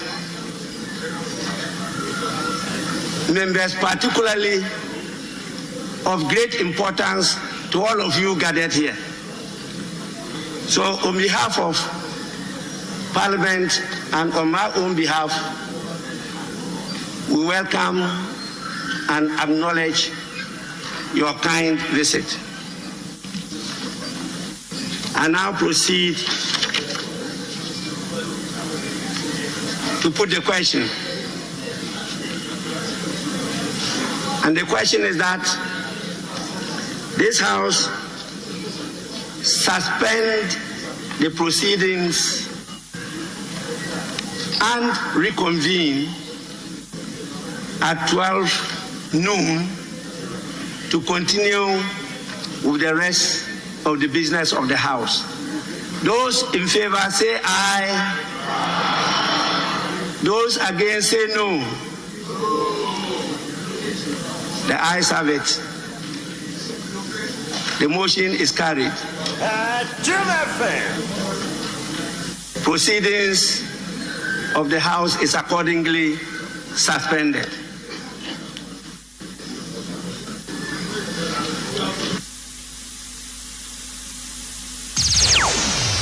Adom FM. Right, Adom 106.3 FM. Show time no a Simano Aduonu mienu na abapa no ndo no ehon. Ye ka say de mrasebja from be pagya wo mumu na o mako break na premtobre o ma mrasebja fi hwa this time around the bay tent no ase na fe wo ma hwe speaker ahwe de animu ama the president elect, the vice president elect Oma swear in Dr. Boabin and Wahadok ya jo bre ni nyina but near akosi sesi very interesting nkoma na yedi on the first and second deputy speakers no eno na sesi ye who first deputy speaker honorable Joe Oseiwusu, second deputy speaker lawyer lawyer Siama. Very interesting development. Doc. Yeah, very interesting. Nuntina from the one, you talk about the case. This parliament is also different. Also, Mokasa na Omo lobby. No me any ma be because now it's becoming very interesting as to who voted against the Right Honorable Michael Kwe. Yes, we don't have the facts, but it's becoming interesting. In fact, from where I sit, it's even becoming clearer to me who might have voted for the speaker. There are people who had personal issues, you know. Yeah, and then and so a idea be dicey kakra. Ni nyina be gina the way leaders na wo ho no betimi manage the situation because o man hwe ni ya NDC na nominate Kingmaker. Why would they do that? TBB banner say to about omo adwumi say menya sympathy. Yeah. Ama no I support omo because traditionally sa position you know ya na nka minority for. Yeah. Nti now expect say nko be yi omo ho baako. Nti ne ma omo na yi no. And first one no yeah. First deputy no majority any yi. Yeah. Nti omo yi omo ho. Yeah. Nti say omo be yi obi afi ha no sa no. Na bia na omo adwene bi say drugs de din a ye to aba de din kan no na so obetu bi kura no a bia na obeka say nya omo asanka meni ha nti meto ama ko mo lai den ka say na obe dey but psychologically no yeah and na dey to so mienu say for some reason na speaker ni ho na say first deputy ni ho ono no betena konwa no e ba say ye to aba no a on to be want to be against it. I just acquire 137. Yeah. You know, say we have a man for Colombia ministerial positions. The constitution is at least 50% or some MPs. Bad they say at any point in time, be Albania all your MPs or the opposition they are going. What the assault tobacco cry Waboka. Yeah. Enti idea very and only na say be here say on be kasa no ma jojo na fe or mine interest no e die nyina ya nim. I think say it's MP for the be your moya bebre. And this is so any beji. But ye balancing nyina no a na so mutimi di omo koma na o ma dwene nyina na ayonko fa da omo ntem no. Edi anymore. Anyonko fe dom ntem. I like that bit. Yeah. Because honorable Bagbin Osechi Mensa Busu Joe Wines munyina what to say Harry no munyina to family. And you know some man no di omo nimu a I'm say Ghana senior the speaker describe Joe Wines my own. Yes. I'm very close because I know a minority leader. My own Joseph Oseusu. A minority leader. No, yeah. They're looking for today's and say do election with me come constituency campaign. Yeah. And then almost call another final thing I'm say share. O share for me na any bekwaya. Very interesting. Wamu share boundary. Wamu try for area ho. Ena wamu mienu nyina so. Obi akọ independent oba no benya position. Akwaya presidents bia ansha na yes ansha. Oh, ayade da ho da. Akọ independent na ba. Me ko independent na me ba na ma benya post dia. Ma benya post. The following time no call the party ticket. Oko party ticket na so mo san wi ni a. No answer na oko na. Still okrem. Until now, some year near me said a man for because the bear president or her a hard. Now, say, Kakitu being a woman also called independent. Yeah, yeah. Oh, and that Bass answer one co independent. Not one who is a name work here against you. I know lose seat, and they lost the seat. And in a as a party structure. Okay. Dr. Babin, a big job. I'm saying, Nadia, anyone who fear what you radio see, what also Adom TV. You're trying to say, I channel the moon in a doc, Yami Shop. Dr. Thomas Babin, University of Ghana Political Science Department, and I'm in a big University of Ghana Business School. Sorry, University of Ghana Business School. I'm in a said, you may have fastened on my thread high limited quality stand up desk, 21st clinic, and you will Chrome, Magdan Shipping and Logistics Limited. Your total logistics partner, DBS Roofing Sheet. We truly are your roof experts. Festival, adding flavors to your life. HEPA Plus mixture for your general well-being. Omadaroma, any other live coverage, yede ebrewo. Adom work and happiness the better also but the muno no dwumade bia ekoso bia no na fei wama de yawuram na ne ekoso bia no on Facebook and on YouTube no wama de nyina e de bebro medin e the Chief Jerry Forsen ma me fasira na ma me production team listo akojo for Joshua Tigo Kofi Asa